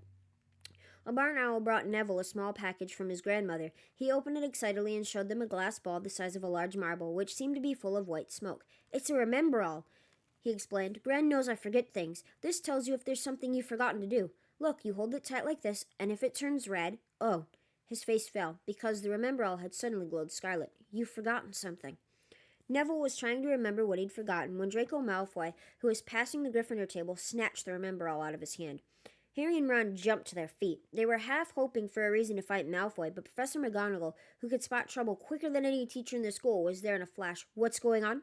"Malfoy's got my Remembrall, Professor." Scowling, Malfoy quickly dropped the Remembrall back on the table. "Just looking," he said, and he sloped away with Crabbe and Goyle behind him.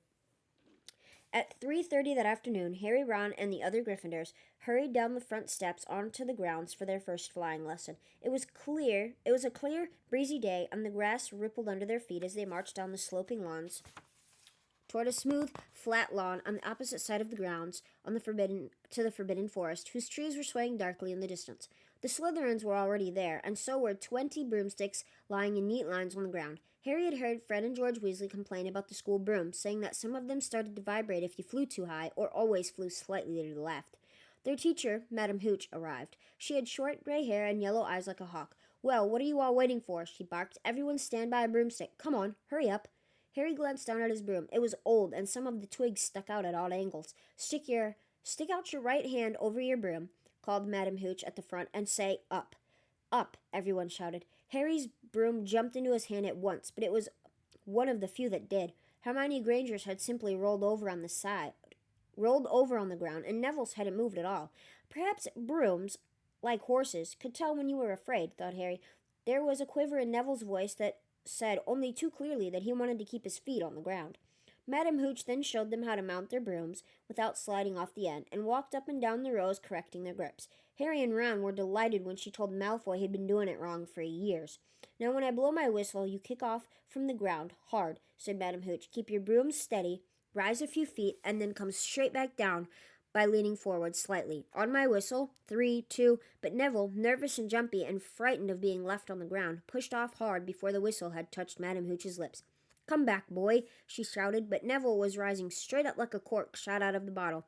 12 feet, 20 feet. Harry saw his scared white face looking down at the ground, falling away, saw him gasp, slip sideways off the broom, and wham! A thud and a nasty crack, and Neville lay face down on the grass in a heap. His broomstick was still rising higher and higher and started to drift lazily toward the forbidden forest and out of sight.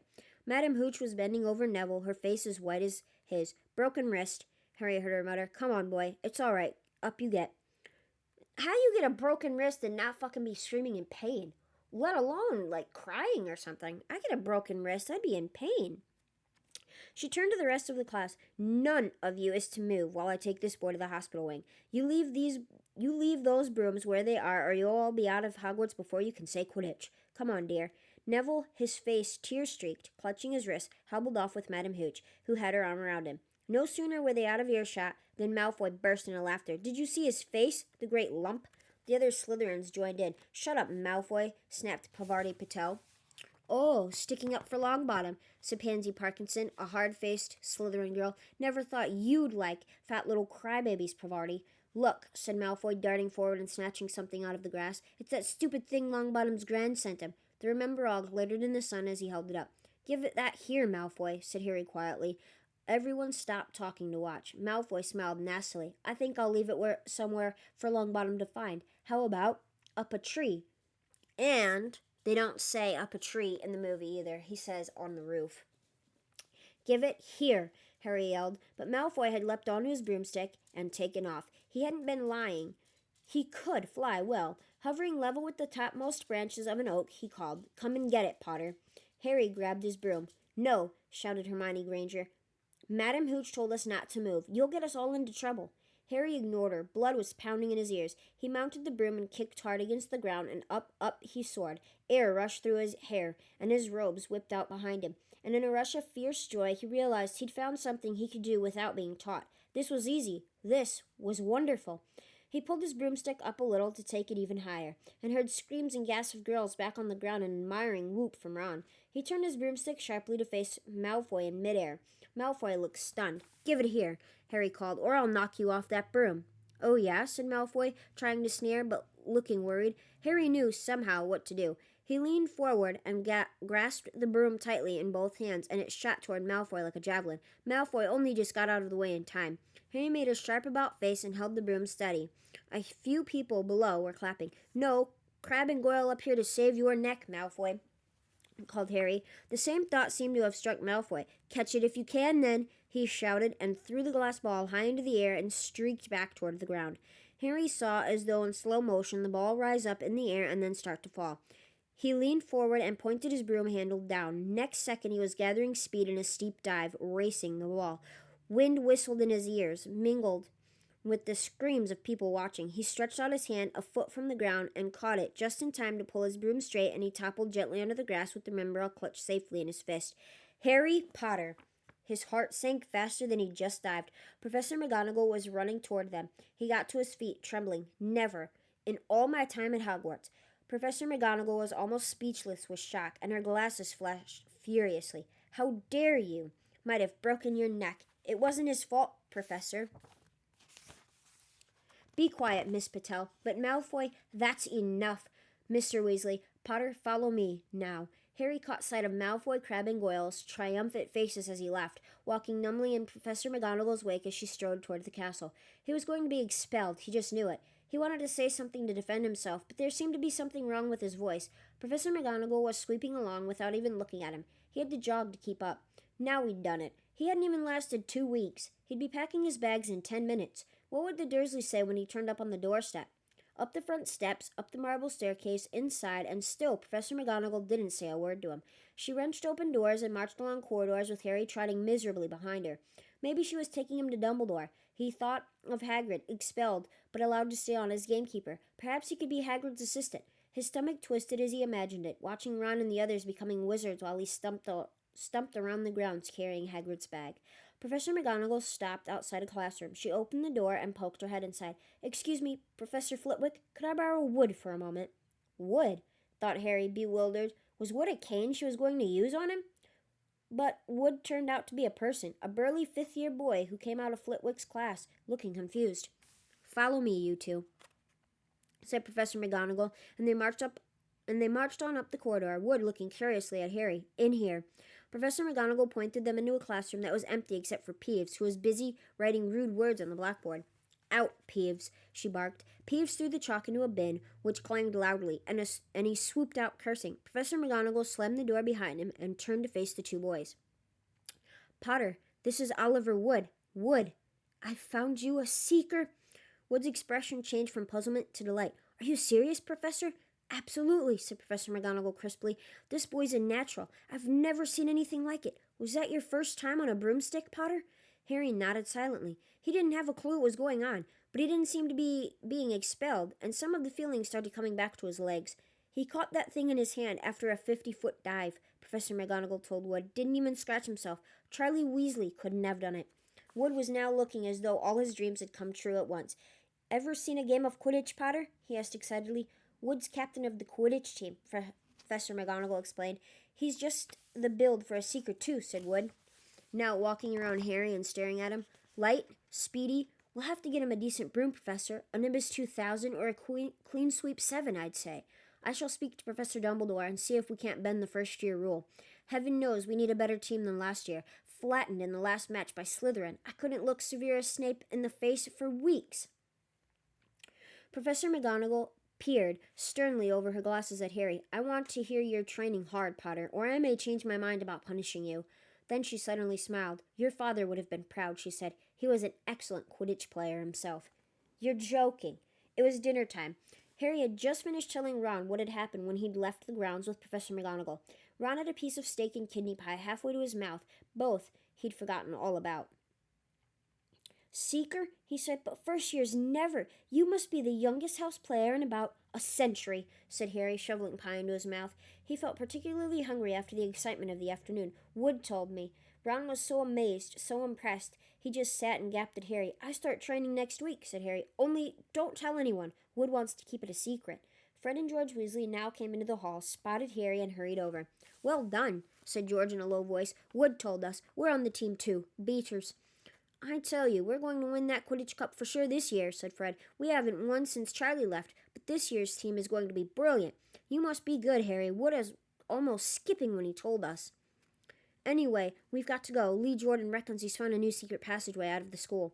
Bet it's that one behind the statue of Gregory the Smarmy that we found in our first week. See you.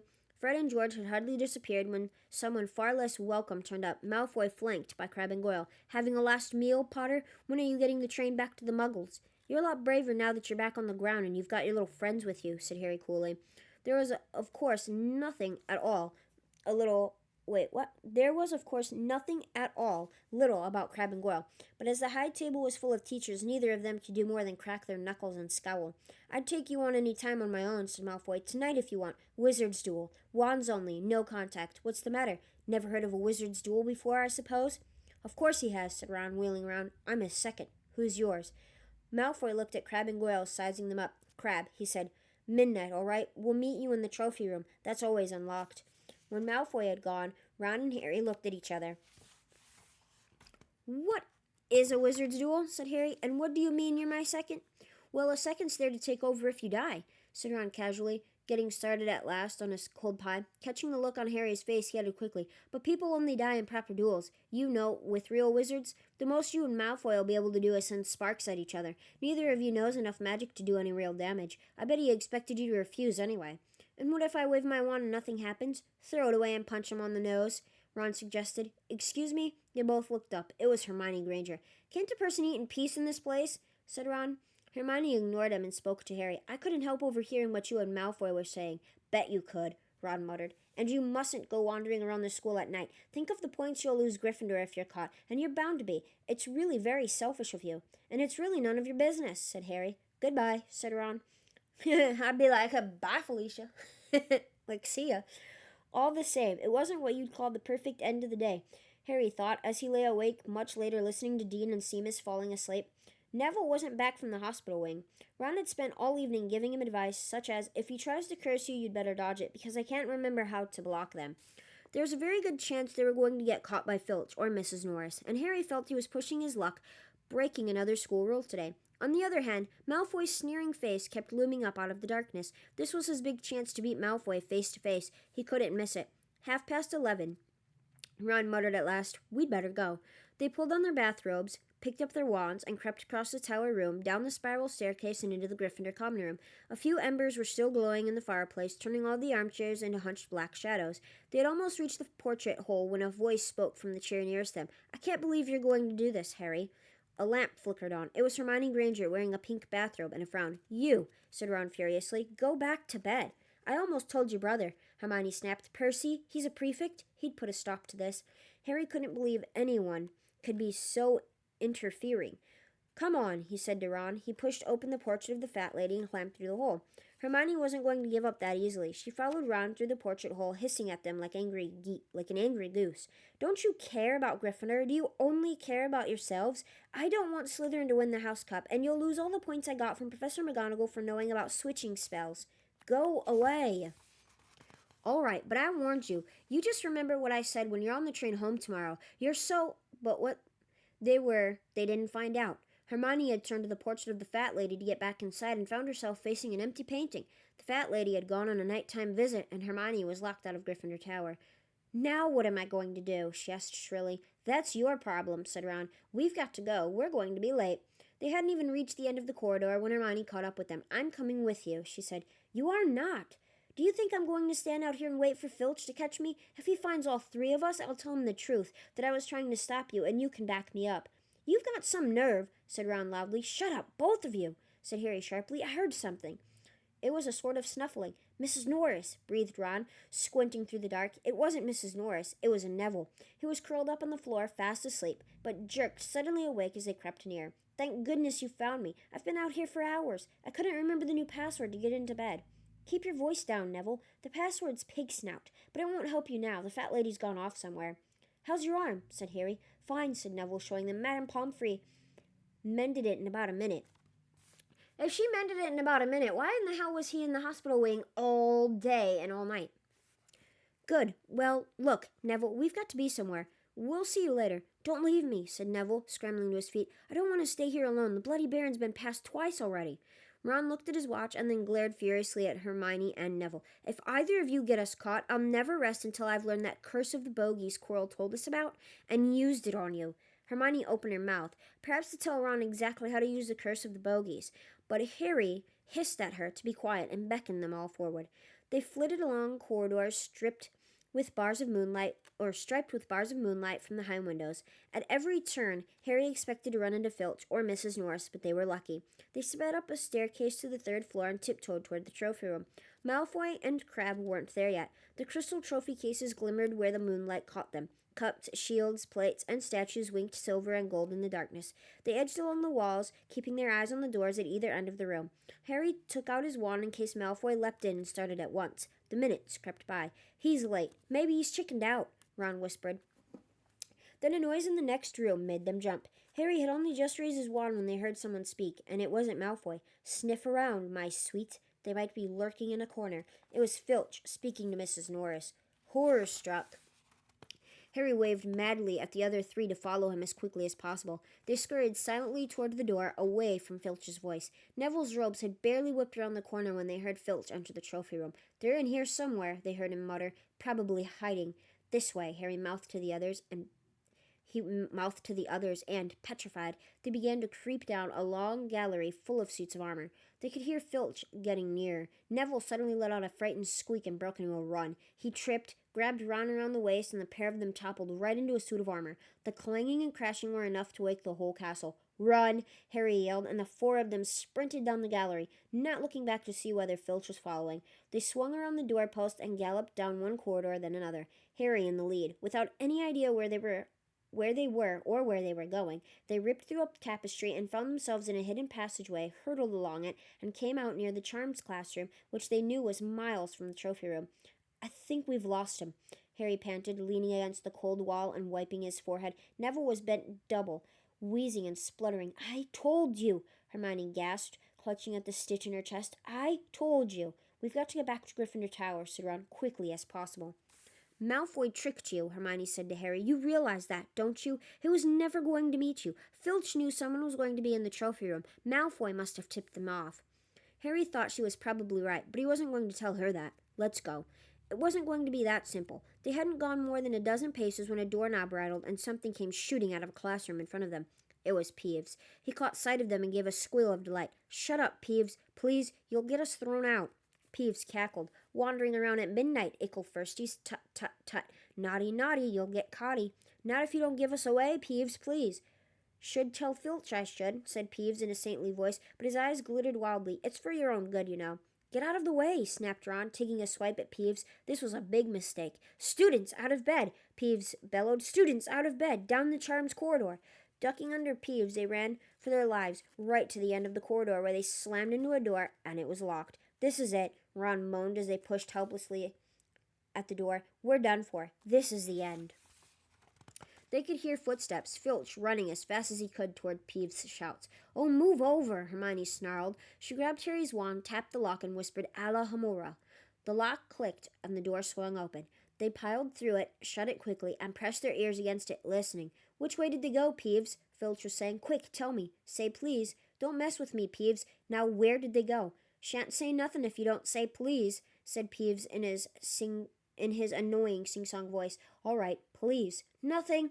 Ha ha, told you I wouldn't say nothing if you didn't say please. Ha ha ha." And they heard the sound of Peeves whooshing away and Filch cursing in rage.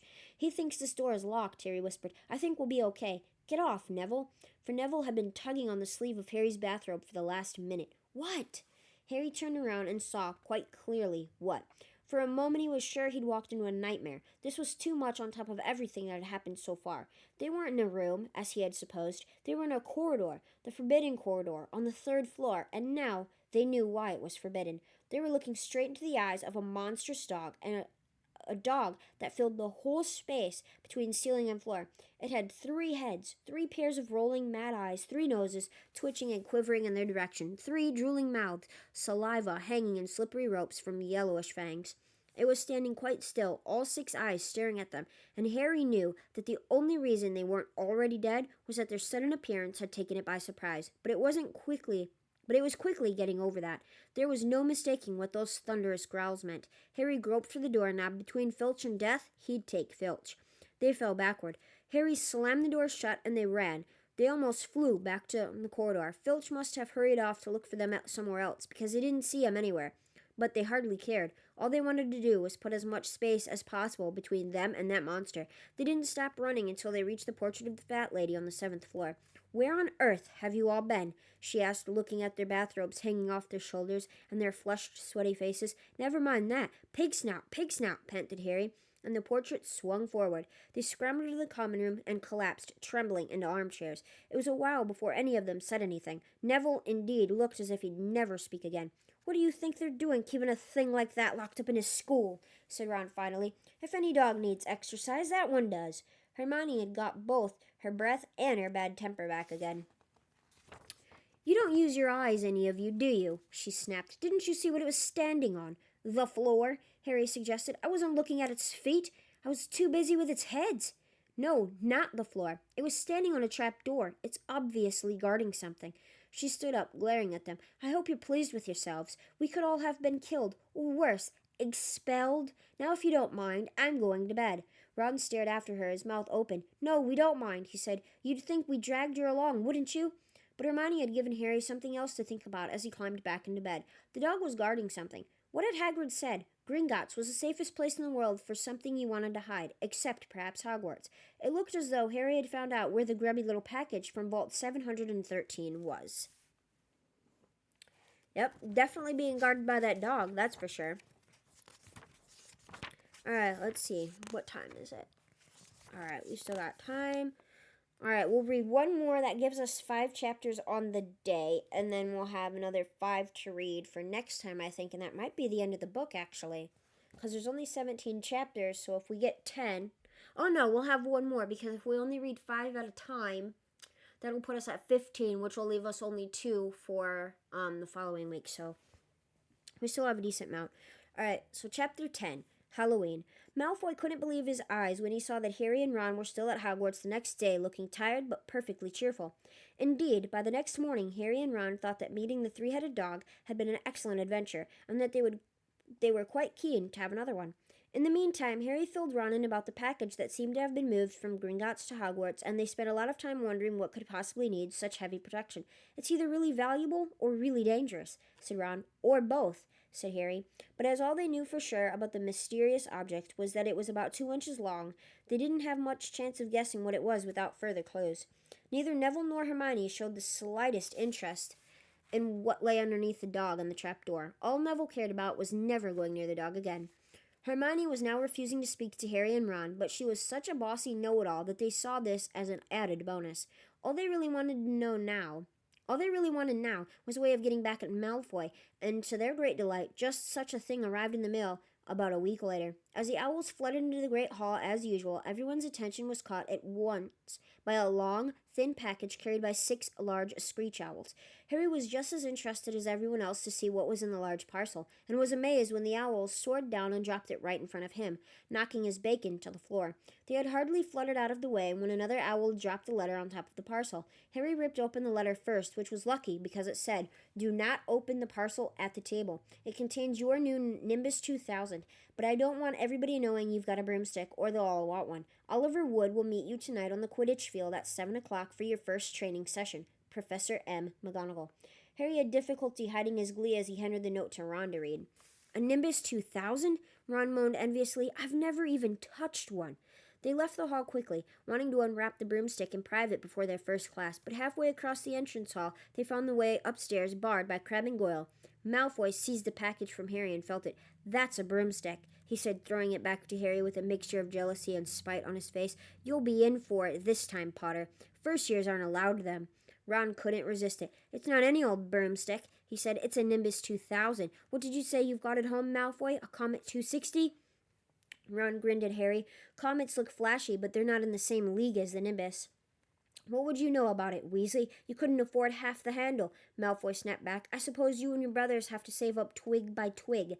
Before Ron could answer, Professor Flitwick appeared at Malfoy's elbow.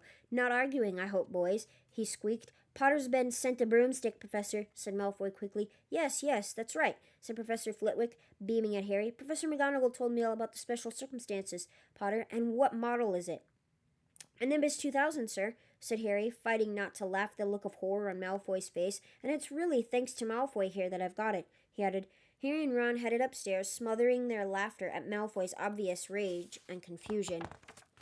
Not being mean, but they shouldn't be doing that considering the fact that first years aren't allowed a broom. They're gloating about it and they're rubbing it in his face. Malfoy could potentially get them into a lot of trouble.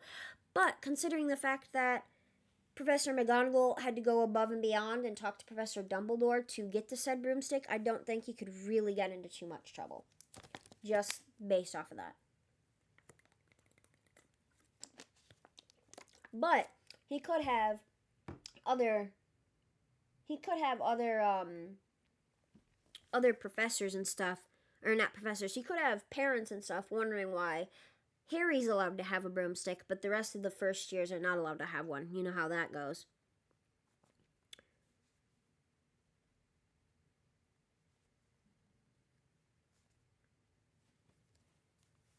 Okay. Well, it's true, Harry chortled as they reached the top of the marble staircase. If he hadn't stolen Neville's Rememberall, I wouldn't be on the team. So I suppose you think that's a reward for breaking rules, came an angry voice from just behind him. Hermione was stomping up the stairs, looking disapprovingly at the package in Harry's hand. I thought you weren't speaking to us, said Harry. Yes, don't stop now, said Ron. It's doing us so much good. Hermione marched away with her nose in the air. Harry had a lot of trouble keeping his mind on his lessons that day. It kept wandering up to the dormitory where his new broomstick was laying under his bed, or straying off to the Quidditch field where he'd be learning to play that night. He bolted his dinner that evening without noticing that he was eating, and then rushed upstairs with Rondo and wrapped the Nimbus 2000 at last. Wow, Ron sighed as the broomstick rolled onto Harry's bedspread. Even Harry, who knew nothing about the different brooms, thought it looked wonderful. Sleek and shiny with a mahogany handle, it had a long tail of neat, straight twigs and Nimbus 2000 written in gold near the top. As 7 o'clock drew nearer, Harry left the castle and set off in the dusk toward the Quidditch field. He'd never been inside the stadium before.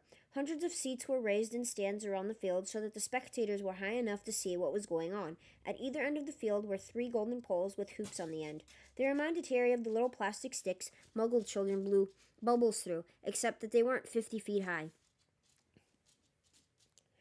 Too eager to fly again to wait for Wood, Harry mounted his broomstick and kicked off from the ground. What a feeling! He swooped in and out of goalposts and then sped up and down the field. The Nimbus 2000 turned wherever he wanted, at his slightest touch. Hey, Potter, come down. Oliver Wood had arrived. He was carrying a large wooden crate under his arm. Harry landed next to him. Very nice, said Wood, his eyes glinting. I see what McGonagall meant. You really are a natural. I'm just going to teach you the rules this evening. Then you'll be joining team practice 3 times a week. He opened the crate. Inside were 4 different sized balls. Right, said Wood. Now, Quidditch is easy enough to understand, even if it's not too easy to play. There are 7 players on each side. 3 of them are called chasers. 3 chasers, Harry repeated, as Wood took out a bright red ball about the size of a soccer ball.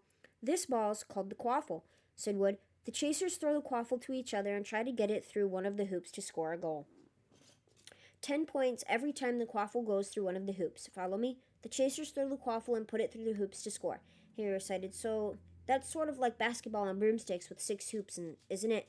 What's basketball? Said Wood curiously.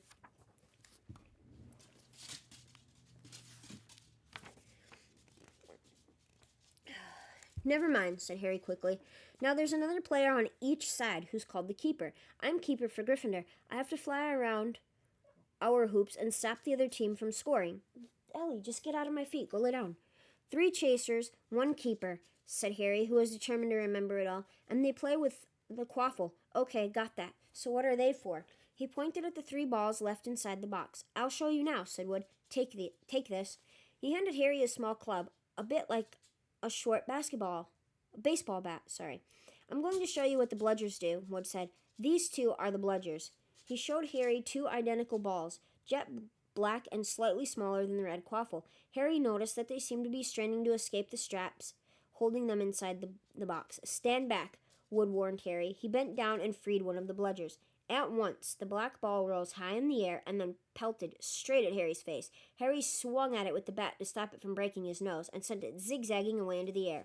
It zoomed around their heads and then shot at Wood, who dived on top of it and managed to pin it to the ground. See, Wood panted, forcing the struggling bludger back into the crate and snapping it down safely. The bludgers rocketed around, trying to knock players off their brooms. That's why you have 2 beaters on each team. The Weasley twins are ours. It's their job to protect their side from the bludgers and try to knock them toward the other team. So, think you've got all that? 3 chasers try and score with the quaffle. The keeper guards the goalpost. The beaters keep the bludgers away from their teams. Harry reeled off. Very good, said Wood. Have the bludgers ever killed anyone? Harry asked, hoping he sounded offhand. Never at Hogwarts. We've had a couple of broken jaws, but nothing worse than that. Now, the last member of the team is a seeker. That's you. And you don't have to worry about the quaffle or the bludgers, unless they crack my head open. Don't worry. The Weasleys are more than a match for the bludgers. I mean, they're like a pair of human bludgers themselves.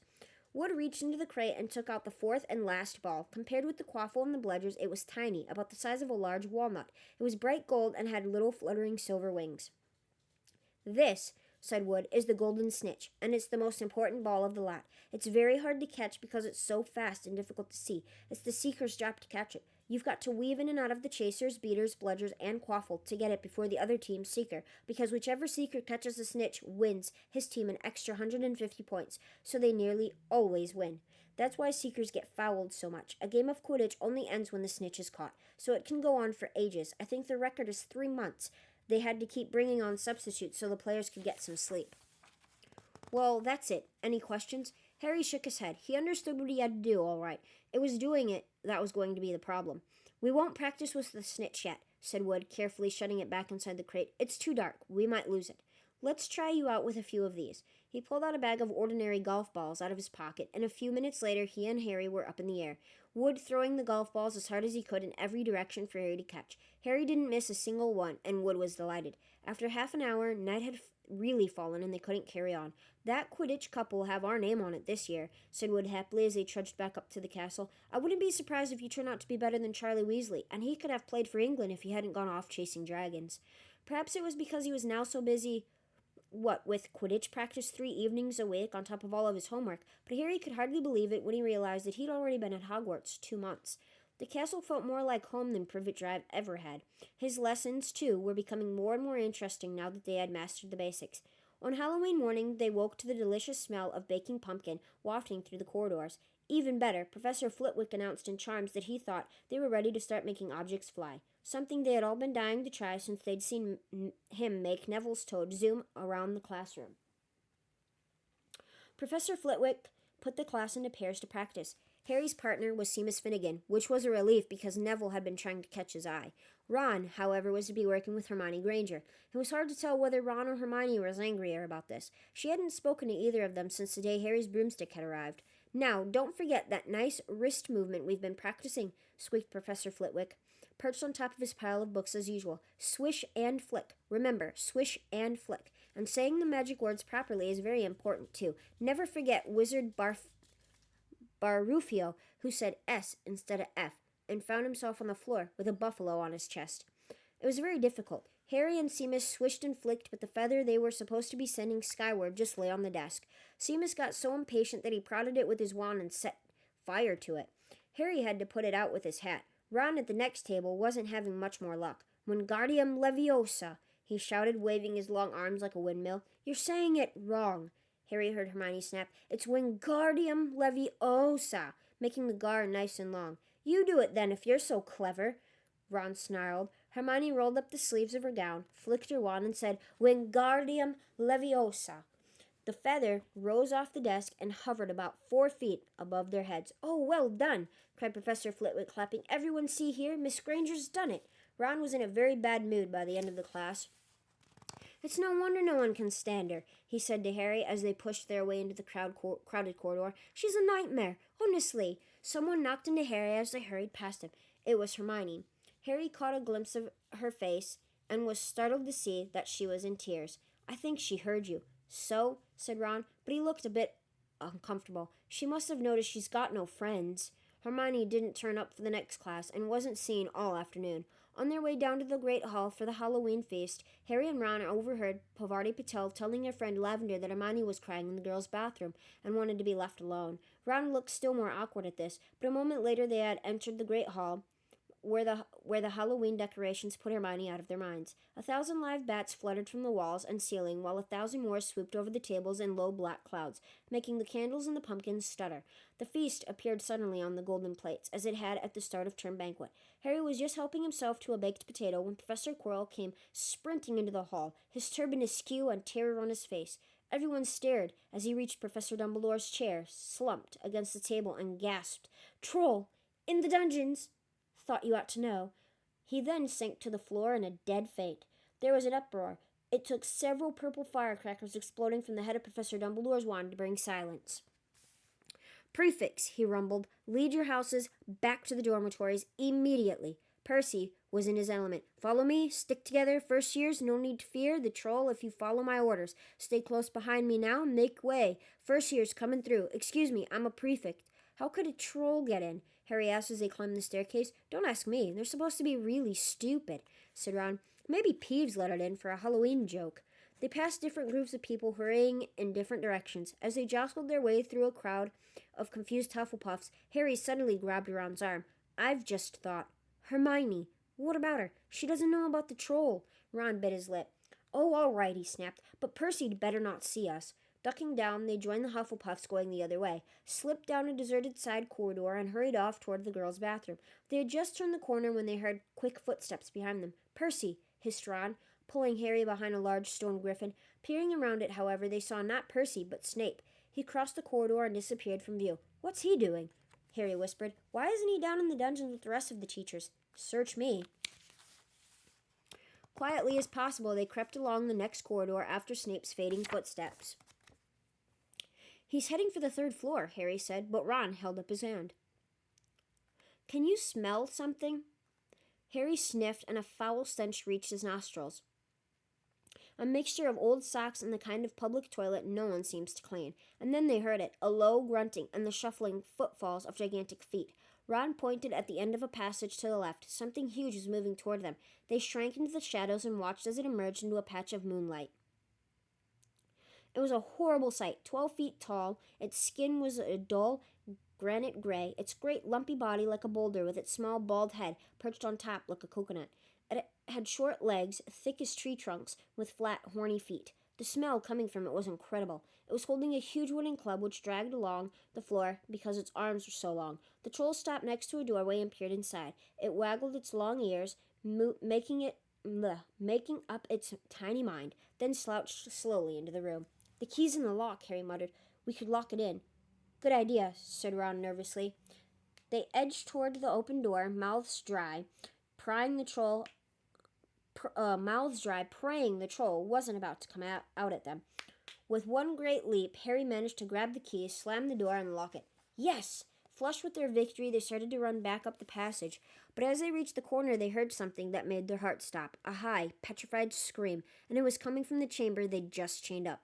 "Oh no," said Ron, pale as the Bloody Baron. "It's the girls' bathroom," Harry gasped. "Hermione," they said together. It was the last thing they wanted to do, but what choice did they have? Wheeling around, they sprinted back to the door and turned the key, fumbling in their panic. Harry pulled the door open, and they ran inside. Hermione Granger was shrieking against the wall opposite, looking as if she was about to faint. The troll was advancing on her, knocking the sticks off the walls as it went. "Confuse it," Harry said desperately to Ron, and seizing a tap, he threw it as hard as he could against the wall.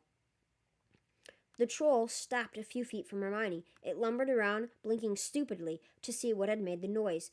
Its mean little eyes saw Harry. It hesitated, then made for him instead, lifting its club as it went. "Oi, pea-brain!" yelled Ron from the other side of the chamber, and he threw a metal pipe at it. The troll didn't even seem to notice the pipe hitting its shoulder, but it heard the yell and paused again, turning its ugly snout toward Ron instead, giving Harry time to run around it. "Come on, run! Run!" Harry yelled at Hermione, trying to pull her toward the door, but she couldn't move. She was still flat against the wall, her mouth open with terror. The shouting and the echo seemed to be driving the troll berserk. It roared again and started toward Ron, who was the nearest and had no way to escape. Harry then did something that was both very brave and very stupid. He took a great running jump and managed to fasten his arms around the troll's neck from behind. The troll couldn't feel Harry hanging there, but even a troll will notice if you stick a long bit of wood up its nose, and Harry's wand had still been in his hand when he had jumped. It had gone straight up one of the troll's nostrils. Howling with pain, the troll twisted and flailed its club, with Harry clinging on for dear life. Any second, the troll was going to rip him off or catch him a terrible blow with the club. Hermione had sunk to the floor in fright. Ron pulled out his own wand, not knowing what he was going to do. He heard himself cry the first spell that came into his head, Wingardium Leviosa. The club flew suddenly out of the troll's hand, rose high, high up into the air, turned slowly over, and dropped with a sickening crack onto its owner's skull. The troll swayed on the spot and then fell flat on its face with a thud that made the whole room tremble. Harry got to his feet. He was shaking and out of breath. Ron was standing there with his wand still raised, staring at what he had done. It was Hermione who spoke first. "Is it dead?" "I don't think so," said Harry. "I think it's just been knocked out." And there's another thing. Harry never said this in the movie either. Ron said it in the movie. He bent down and pulled his wand out of the troll's nose. It was covered in what looked like lumpy gray glue. Ugh, troll boogers. He wiped it on the troll's trousers. A sudden slamming and loud footsteps made the three of them look up. They hadn't realized what a racket they had been making, but of course, someone downstairs must have heard the crashes and the troll's roars. A moment later, Professor McGonagall had come bursting into the room, closely followed by Snape, with Quirrell bringing up the rear. Quirrell took one look at the troll, let out a faint whimper, and sat quickly down on a toilet, clutching his heart. Snape bent over the troll. Professor McGonagall was looking at Ron and Harry. Harry had never seen her look so angry. Her lips were white. Hopes of winning 50 points for Gryffindor faded quickly from Harry's mind. "What on earth were you thinking of?" said Professor McGonagall with cold fury in her voice. Harry looked at Ron, who was still standing with his wand in the air. "You're lucky you aren't killed. Why aren't you in your dormitory?" Snape gave Harry a swift, piercing look. Harry looked at the floor. He wished Ron would put his wand down. Then a small voice came out of the shadows. "Please, Professor McGonagall, they were looking for me." "Miss Granger?" Hermione had managed to get to her feet at last. "I went looking for the troll because I thought I could deal with it on my own. You know, because I've read all about them." Ron dropped his wand. Hermione Granger telling a downright lie to a teacher? "If they hadn't found me, I'd be dead now." Harry stuck its wand up its nose, and Ron knocked it out with its own club. "They didn't have time to come and fetch anyone. It was about to finish me off when they arrived." Harry and Ron tried to look as though this story wasn't new to them. "Well, in that case," said Professor McGonagall, staring at the three of them, "Miss Granger, you foolish girl, how could you think of tackling a mountain troll on your own?" Hermione hung her head. Harry was speechless. Hermione was the last person to do anything against the rules, and here she was pretending she had, to get them out of trouble. It was as if Snape had started handing out sweets. "Miss Granger, 5 points will be taken from Gryffindor for this," said Professor McGonagall. "I'm very disappointed in you. If you're not hurt at all, you'd better get off to Gryffindor Tower. Students are finishing the feast in their houses."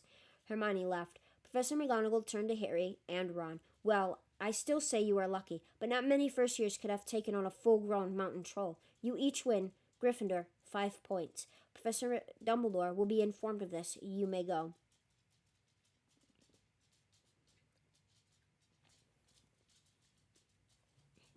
They hurried out of the chamber and didn't speak at all until they had climbed 2 floors up. It was a relief to be away from the smell of the troll, quite apart from anything else. "We should have gotten more than 10 points, Ron grumbled. 5, you mean, once she's taken off Hermione's." "Good of her to get us out of trouble like that," Ron admitted. "Mind you, we did save her." "She might not have needed saving if we hadn't locked the thing in with her," Harry reminded him. They had reached the portrait of the fat lady. "Pig Snout," they said, and entered. The common room was packed and noisy. Everyone was eating the food that had been sent up. Hermione, however, stood alone by the door waiting for them. There was a very embarrassed pause. Then, none of them looking at each other, they all said thanks and hurried off to get plates. But from that moment on, Hermione Granger became their friend. There are some things you can't share without ending up liking each other, and knocking out a 12-foot mountain troll is one of them. Alright, guys, we are going to stop here, and we will pick up on Chapter 11 in the next Harry Potter read-along. I hope you guys enjoyed, and I will see everybody in the next read-along video.